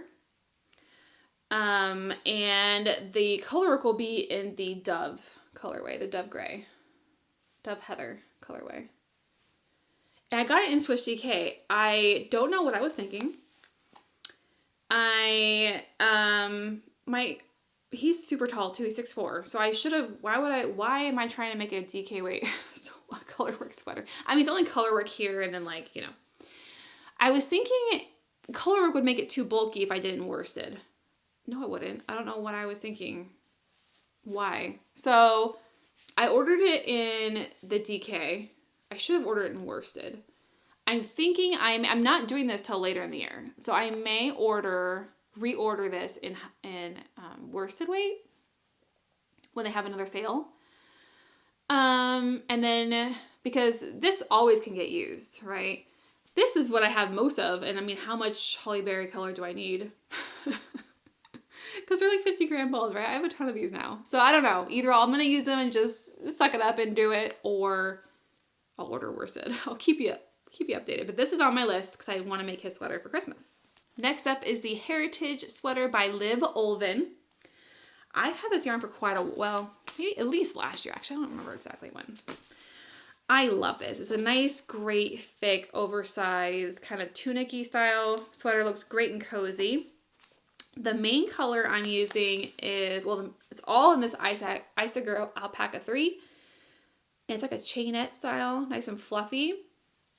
I'm doing the main color in this gray, which is colorway number 2S. S is in Sam. And then the two colors that make the triangles that look like they change color are these colors. This dark kind of like, I don't know, deep ocean blue is colorway 18. And this like darker gray with like a blue hint is 42. So this is the main color, and these are like the triangle colors. So it looks pretty similar to the pattern picture, I think. And I love this yarn. Is super soft. This will be really, it'll be very nice and kind of like thick and bulky, but light. Next up, you've seen this a little bit because I just got this at Woolen Folk, is the Pieces Wrap by Vera of Rain Knitwear. I'm going to hold it up. There's some crinkling, so I hope it's not too bad. So the pattern itself calls for 22 minis. I've got 2 10 packs. So I have purchased and kind of found some other minis that will probably go with it, but I haven't quite like narrowed it down, but I'm definitely making this Pieces Wrap. So the first 10 pack is this colorway. This is more the purples into mauve. And then the second colorway is these pinks into like a different kind of mauve. Super pretty. They had a sample there. This was like the inside stripes, and this was the outside fade. I don't know if I'm going to do it that way or switch it. I haven't quite decided yet. And then I had purchased like this from Amplifiber, the set, thinking a gold would look really good with that group, and this gold might look nice in there. And I was trying to find a blue. I don't think that's blue enough. Like more of an aqua, I was thinking would be really great in there. So I only need 2 more colors. And if I find more, I can always swap 1 or 2 of the other ones out, because some of them look really similar. But I'm like really excited to make that. I just love mini skein projects. I love them so much. It's because you get to switch colors all the time, and I don't know. I love it. Next is the Flying Foxtail Wrap by Stephen West. I have the yarn. I was going to knit this along with my friend Kate. Hi, Kate. And then I think she already finished it before I'd even bought the yarn because I took too long. So I have the main yarn is this by the Fiberists. And it's in their hopper fingering, 60% merino, 20% yak, and 20% cultivated silk. You see me? I was like, what is happening? It's in the colorway Rose Gold, and it's super nice. It's very nice. I love this. Very soft. And then it's going to go with, because it's brioche, with the base. I believe this is the base that Stephen West designed it in. It's in the Ching Fiber, and this is a Shangri-La base, which is a melted Sari. And the colorway on this, I think, is Dirt. Yeah, this is Dirt. So these two together, I think it's going to be really cool. I think that would be nice and squishy soft. So essentially, this is another brioche shawl. So I think once I finish the other brioche whip I have, whatever it was called, I will start this one. Then I have a More Perfect Union shawl by Romy Hill of Romy Designs. And I had purchased the kit from Chicken Coop Dye Works that it was designed in. I loved it so much. It's a very patriotic shawl, and the colors were gorgeous. Oh my gosh, look how saturated that is. I'm a little nervous on the bleed. I've never knit with chicken coop dye works. I'm just looking at it, and the saturation is insane. So just to me, it just seems like it has to bleed a little bit. I mean, like, look at this saturation. It's just incredible. So I'm a little nervous because this, I don't want to bleed over here, but I mean, this is super speckled. So would I even notice? Probably not. The colorways for this, so it's chicken coop dye works. I don't even know if she's still dyeing. I haven't looked recently, but they're all in her foghorn base, 7525, and this colorway is Singed Red Tomatoes. This colorway is Danube. So good, that blue. And this colorway is E Pluribus Unum. And I got this shawl because I'm like, wouldn't it be great for like a 4th of July? And then I realized I live in Virginia. When would I ever wear a shawl in July? Like, I mean, we barely wear clothes, right? I mean, there's just, are you kidding me? So then I was like, wait, but voting. So this will be now November. I definitely could wear a shawl in November, usually. So this will be like my voting shawl. I'm very excited about. So I'm putting this on here because I keep forgetting I have this. See, this is the same. It's buried down there, and then I forget I have it, and I really want it. So there we go. I remember I have it November 8th, whenever it's voting time. And I don't have it with me. Okay, now you're about ready to see a lot more Sari Nordlund. I love Sari Nordlund. I've got yarn for patterns. I need to knit them, more of them. First up is the Varma tee. I think it's just called Varma, but it's a t-shirt. And it has like a little bit of patterning in the front. And I bought this yarn for it. I got this at Rhinebeck, I think, 2021. And this is Carradine Farms in their Chickadee colors. I think it's the Treasure collection. And it's 50% silk, 50% merino. I just love the color, the purple. It's so soft. So soft. It is a Virginia yarn. It's just, oh my gosh, it's so soft. And I got this to make the Varma tee because it's mainly one color, kind of like a heathered kind of look. And so you'll be able to see the patterning in the front. Then I have the Cocoa tee, which is also another t-shirt from Sari Nordlund. And I'm going to use my Life in the Long Grass. I bought it just for it. I got Life in the Long Grass in their silk merino base. So another 50-50 silk merino. This one's got more color variegation. So this one I'm making the Cocoa tee, which is a plain, basically a plain t-shirt. So you'll be able to highlight the color changes in the yarn. And it's just so soft, this Life in Long Grass. And it's cockle shell, which I really like.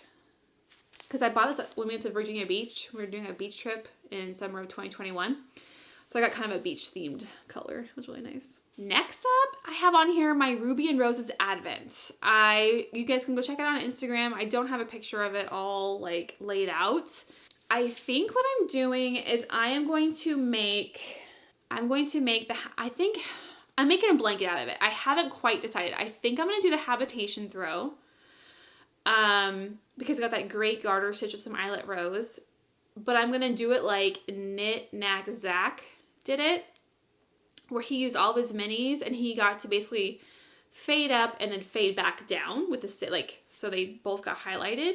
And then during the eyelet rose, he used the main color skein just for the eyelet rose. So it like separated each stripe and it looked really cool. And you got to make a bigger blanket that way. I ordered from Ruby and Roses during her sale around Christmas time her mirror colorway, which is gray. I got 2 skeins of the gray with intentions of using it with the blanket. Because there is a main skein that came with that yarn, but it's also nice and speckly, beautiful. But it wouldn't really do a good job of separating the colors. So I got the gray, which would be great. So I think I'm going to do a version of the habitation throw, maybe make it a little bit bigger since I have so much extra yarn. And I don't know though, because I kind of wanted something squishier. But I didn't want to hold another color with it. Like I wanted you to see the full awesomeness of the Ruby and Roses colorways without, because like the Cozy Comfort throw looks great and super plushy, but you're holding another like a white with it, which is kind of, you're not seeing the full color. I mean, you are, but I don't know. haven't quite decided. I think I'm leaning towards this habitation throw, but the way Knit Nat Zach and Fiberbound is doing it right now, or she did it in November or in December. She's following that too. So, and no, We Share Needles podcast did it too. So I think I'm gonna do that because it was very soothing. That shawl I did, the adventuring wrap, was so soothing that way. So I think I want to do that too. So that's on my list. Then we have the Marzipan Pullover from Sari Nordlund. I ordered this yarn from Knitting for Olive back when they were doing like a fundraiser for Ukraine. I ordered this yarn. It's in their heavy merino base, specifically for the Marzipan Pullover. And this is the colorway Mushroom Rose, so it looks different in person. More like this. It's like tan with like a hint of pink. Like they do a really good job Knitting for Olive, doing neutral colors with a tiny hint of another color underneath the base, so you can only see it in certain lights. It's very nice. And then I have the Juniper Cowl, which is crochet, like a puff stitch crochet cowl by Tony Lipsy of TL Yarn Crafts. I have a mini skein. I think my friend Holly from Whiskers and Stitches did some of this the same. We both had this mini skein set from Amplifiber. It was her 80s Love Songs mixtape. Here they are. And then I was going to add in, I think my plan is, so far, I got so much going on here, you guys. Add in, where's that mini skeins that I just had in my hands? Right here. I know the goal, I think, is going to go in my pieces wrap, but the rest of them can go with this and do a cool Juniper Cowl puff crochet. That's my plan, I think, so far. And they're the same dye and the same base, so that really helps. I also have the Ziggy Interrupted on my list. So if you guys saw me on Instagram for Advents, you'll know I got the Mandy's Makings Advent, the Share a Pair Advent. She had a couple different Advents. I got the Share a Pair Advent with my friend Angel, and we split it. So she got a Share a Pair set, I got a Share a Pair set, so we just split it up. And there's 4, so it was like a every Sunday type of thing. This is not in order, or maybe it is, but not intentionally. Here's what I got. So I could make a bunch of socks, but I thought I would make a Ziggy Interrupted by Sandra Paul, which is a crochet long shawl wrap thing. But I wanted to open them all up to make sure these would all go together because I didn't know the colors. It was all based off the holiday Christmas movies. I loved it. It was so great. So yeah, these do all go together. These colors will go together. So that's great.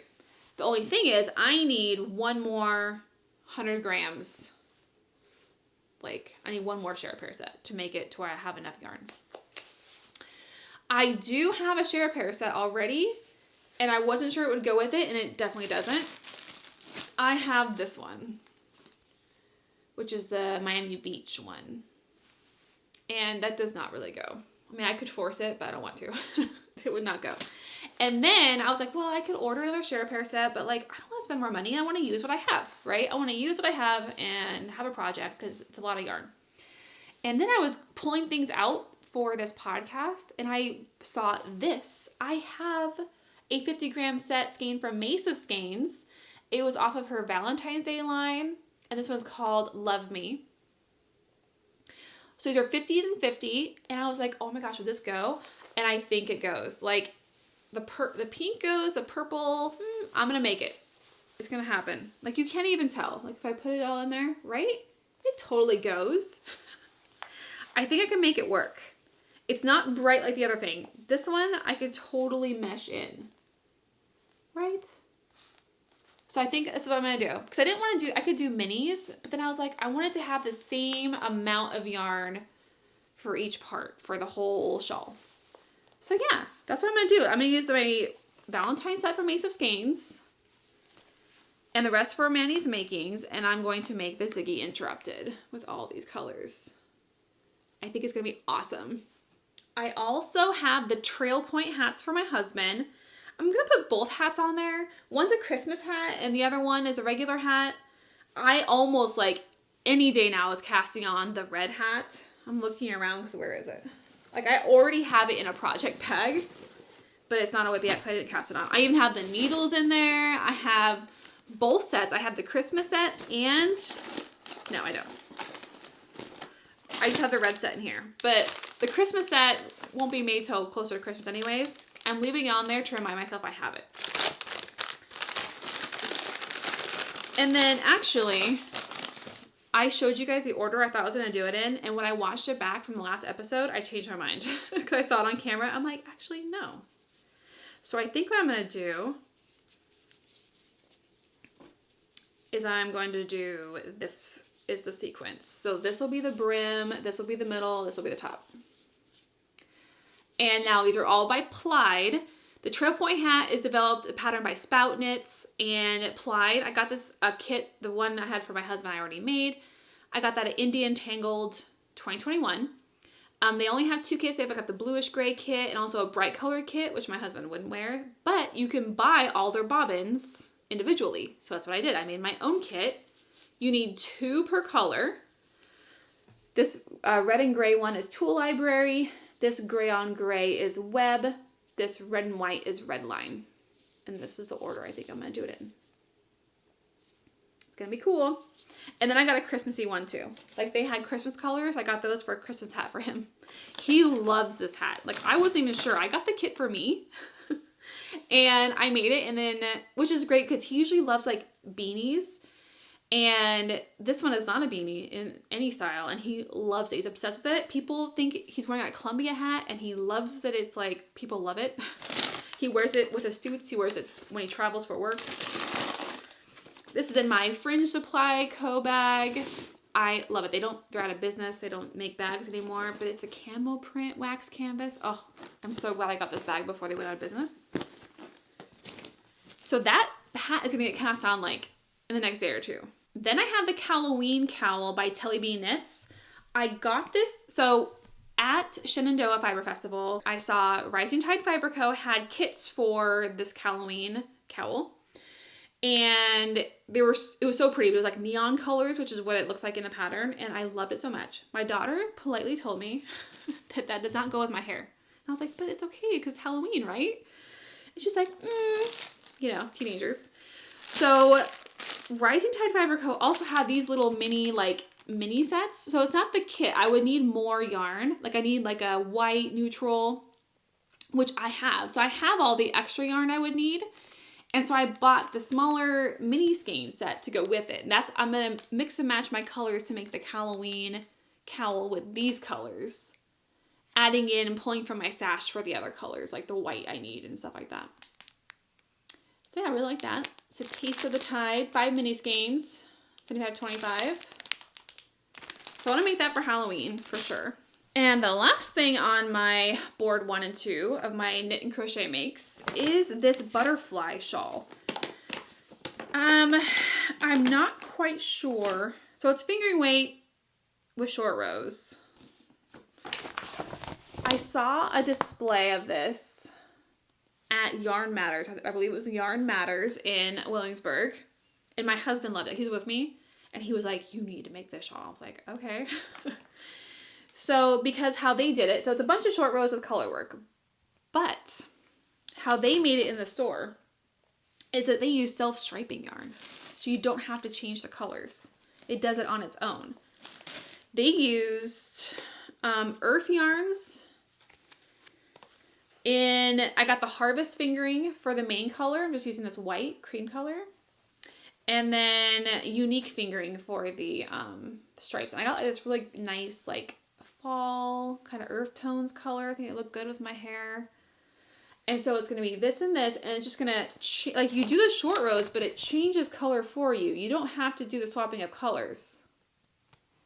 And they had a sample of it in the store. Not with these colors, but different colors. And it was so cool looking. And I was like, I want that. Yeah. My husband was like, you have to have it. So my husband all the time asks me about this shawl.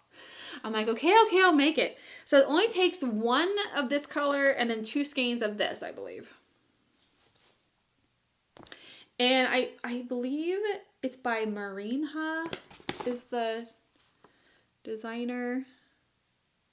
Anyways, so it looks really cool. But like, yeah, I don't have to worry about the color changing, which is great. So that's on my list to remind me that I would like to make this. And that's it with board 1 and 2. So that's just the stuff I have yarn for. And that's not even all. I have way more things in here. And I tried to write them down as I remember them or saw them, just so that as a reminder to me that I have them because I have too much. So I forget, it gets lost in there. Like Brooke was in here looking for yarns for her next socks that I was going to make her on the sock machine. And she's just sitting there looking at it. I'm like, honey, you need to like move. Like it looks like it's all out in the open, but there's stuff buried in there. You have to move stuff around. There's just a lot in there. And this is not even all, guys. This is not all of my yarn. I've got it everywhere else too. It's not all. Okay. Next up for board 3 is my Crafty Makes board. So this it still has some knitting and crochet in here, but mainly it's like, you'll see, it's different. So the first is my Felted Rose kit that I got from Rhinebeck this year, 2022. It's the Felted Sky brand. And I saw these great felting projects, and I got to felt a little bit on Holly's project from Whiskers and Stitches. And I thought it was fun. And I wanted to try something small to make sure. I didn't want to spend a lot of money on a kit that I wasn't going to make. So I got the pink rose. It comes with everything. These kits come with everything you need. They had other colors for the roses. Like they had a red one. They had a white one. I got the pink one. And I'm going to see if I like it. So I want to use this kit. I have a bunch of other kits too. The next kit I have is a cross stitch kit. It's similar to this, same brand. This one says, don't make it weird. I say this to Brooke a lot. She likes to say things. I'm like, don't make it, why are you making it weird? I usually say, why are you making it weird? This is don't make it weird. Dedicated to Brooke. I really like these spot colors ones. They have fun sayings. And it comes with everything in the back. Then I have this Hook, Line, and Tinker embroidery kit that I found at my local yarn store. I had followed them on Instagram before, and then my yarn store got it in. I was like, oh my gosh, I have to go get it. So it's a whole embroidery kit. This is the Hygge horse. And it tells you everything that it comes with. It's from Canada. But I really want to make this kit. Then I got this needle punch kit. I have embroidered, I have cross-stitched before. I have not, I mean, I did a little bit of felting with my friend, but I have not done punch needle, so this will be brand new.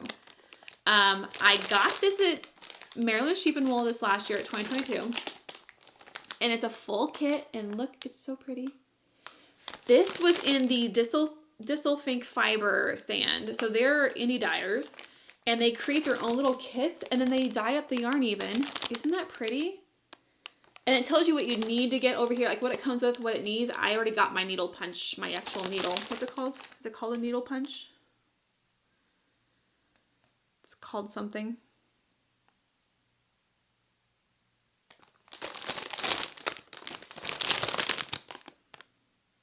The Oxford punch needle. Optional. I got that. So yeah, it's really pretty. I want that for my yarn room.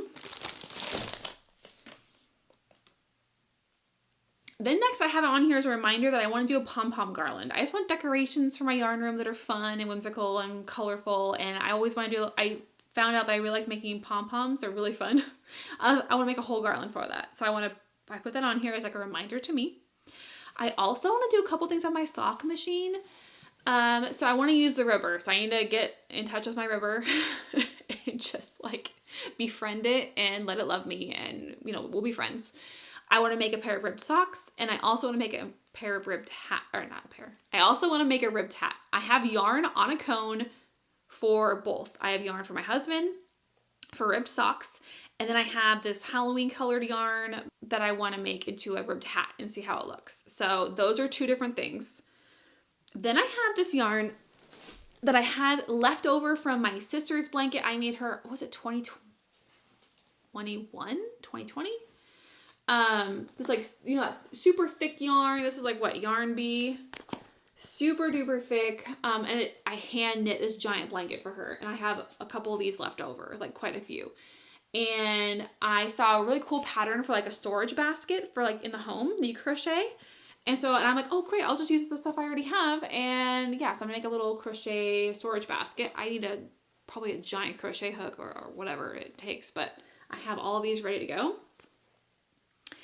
And then, super long time, back in the day, like when I first signed up for Ravelry, probably 2010, 2011, I was getting more into like knitting, crocheting again.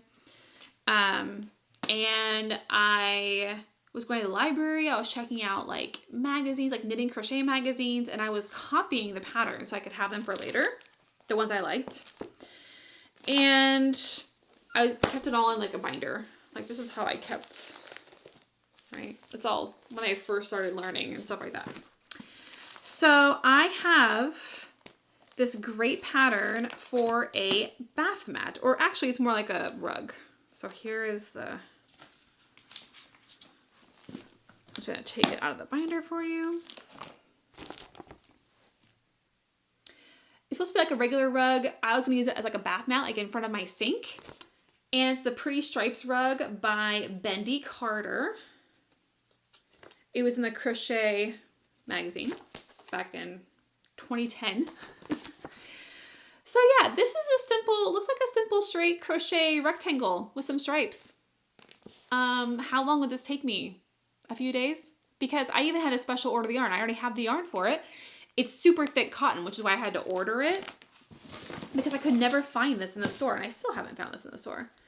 So I got the yarn it calls for Peaches and Cream, or at least it's the double worsted Peaches and Cream. So it's super thick cotton. I got the main color, like in here, the main color is like a white or a cream. The main color I got was gray, like this gray color. What's it called? Charcoal.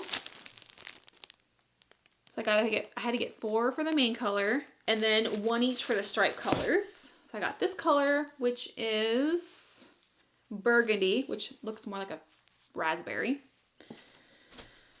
This pink, which is called rose pink. And then this lavender, which is called grape. Looks more like lavender. So those are my stripe colors. This would literally take me less than a week. This is a reminder that I want to make this, and I have the yarn and I need to do it. And I want this in front of my sink. So that's it for my board 3 Crafty Makes board. Next, I have my whips board, which I'm just gonna go through them so you know what's on my list because you've already seen them. I have my culmination blanket that should be easy to do since I'm doing it currently every Sunday. My French press cardie, that one's, you know, a little more iffy just because I have to be able to sit down and pay attention and focus. My Sunset Highway sweater, every time I pull it out, I want to work on it, but will I? We'll see. But this is more of a reminder. My Still Pretty shawl, that one, whenever I want to work on brioche, I'll just pick that up. My blanket of calm, I'm turning into a pillow. I definitely do want to do that one because that's mostly done. I'm just like steaming it all together. My Lucia socks, I'm putting those on there because I want to remind myself that I need to work on those because I want to get those cabled knit socks done. My Sunburst Scrappy blanket, again, just a reminder to myself that I want to work on that because I really want that blanket. And I'm going to do the join as you go method, so that should help. Next up, my half and half triangle wrap. I'm still working on that, so that should be quite easy. Just a reminder to myself. And my Bits and Bobs blanket, another reminder. I think I could probably finish that this year if I really set my mind to it. But it just remind me that I have that to work on. And that's it for my whips board. Now my last board, board 5, is my socks board. So that's a kind of a mixture of yarn and patterns. The yarn I have some St. Patrick's Day yarn. I have this from Amplifiber. It's a sock set. And then I have this from Lollipop yarn. You can kind of see it. Super cute, self-striping. So one of these definitely, I thought of this one first because I love it so much, but like I might want to make something else besides socks with this. Like it might be a cowl or a hat or something. And if I'm not going to make this into socks, then I want to make this into socks. I mean, this year. I also have that Valentine set I was telling you about by Chelsea Lux. I just keep forgetting about it. And I love it so much. It's so pretty. Here it is. I think it was Galentine's Day. Yeah, it was that Galentine's Day sock set. So pretty. Definitely want to make those. And I have a couple ideas for patterns.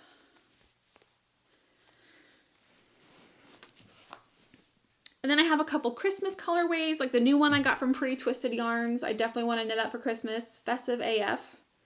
And then also my Woolens and Nosh Winter Mint. I've had this for a couple years and I really want these. So, reminder to myself about these Christmas socks. And then I have Halloween socks. I've had these, since 2020? Is it a 2020? Is it a 2020 Oink Pigments? I think it is. Yep, October 2020. I want to make these for my Halloween socks this year. And then I have some Easter socks. My husband picked these out for me. And my husband literally asks me about it all the time on my Easter socks. So he picked these out for me, super colorful. It's Yarn Rehab by Meadowcraft Dye Works. Now, it says sock yarn on it. Rock Shelter sock. The thing is, once I got home, I realized it's 100% merino. It is not sock yarn. Like, it doesn't have nylon in it. While it's not necessary, I will need to reinforce my heels and toes and cuffs. So I have grabbed other yarn that has nylon in it. This is Porter Wool Marigold and Western Sky Knits and Cricket. And that could be heels, toes, and cuffs. And then I was thinking of cranking it anyways. So I was going to crank this and then use those. We'll see. I don't know yet. Because I don't know if it'll hold up. I don't know if I want to waste the yarn if it's not going to hold up in my socks. So I may turn it into something else. And my husband will just have to accept that these are not going to be Easter socks. Because he literally asks me about it all the time. What about your Easter socks? I'm like, babe, it's 100% wool. I don't know. So we'll see. But it's very pretty, very colorful. That's it for the yarn. And I do have a couple patterns I'm putting on this list that I want to make sure that I remind myself that I want to knit. The first up is the Chicken Scratch socks by Lauren Colby. Those look so squishy. I definitely want to make those. Then my friend Jen gifted me the Sliptastic socks by Nancy Wheeler. Thanks, Jen. And I definitely want to make those. Like, she just gifted them to me, I think, in December. Right, Jen? November? And so I want to make those. So I'm putting those on my list because I definitely want to make them. I don't know what yarn yet, but I definitely want to get those knit. I also want to do the Desert Rose socks by Crystal T Knits. Those are great scrappy socks, so maybe I can even use some of my advents or whatever, but I definitely want to make those. And I also want to make the Painting Brick socks by Stephen West. I found a new podcast. It's just another knitting pod. Lena, she's the host. She's so great. Go check her out. She's like 4 episodes in. I'm obsessed. I like binge all of them. She just started the Stephen West Painting Bricks socks, and they look amazing. So I'm like obsessed. I'm like, I need those socks. And I've actually really liked his Painting Bricks kind of theme, like his garments and stuff. But I was like, I really want to make one of them, but I couldn't decide because I wouldn't see myself wearing any of those. And I couldn't figure out colorways. I'm like, I don't know. But then socks, I could totally do socks. So I definitely am putting them on my list because I want to use those. And I'll just use scraps or minis or whatever for the like colors. And then I have tons of sock yarn to make into main color. And that's it. So that's it for my Make 9 board intentions. I have all 5. I hope that was fun for you. It was actually fun for me to go through it. It's very therapeutic and very helpful for me to talk through my knitting, which is why it's so great to have this channel in the first place. I hope you guys have someone to talk through your knitting with. You can always talk through it with me. You can leave a comment below or message me. And that I find that it's really helpful and it's very fun, and actually will help me make a lot of decisions. Is once I say it out loud and talk through it, it helps me make a lot of knitting decisions that I like previously was having a hard time coming to, like frogging or patterns or yarn or whatever. So I hope this wasn't too long. I have a feeling it was by the scratchiness in my throat. I hope I didn't speed talk too much. So I should be podcasting sometime next week. We'll see. Otherwise, until next time, bye.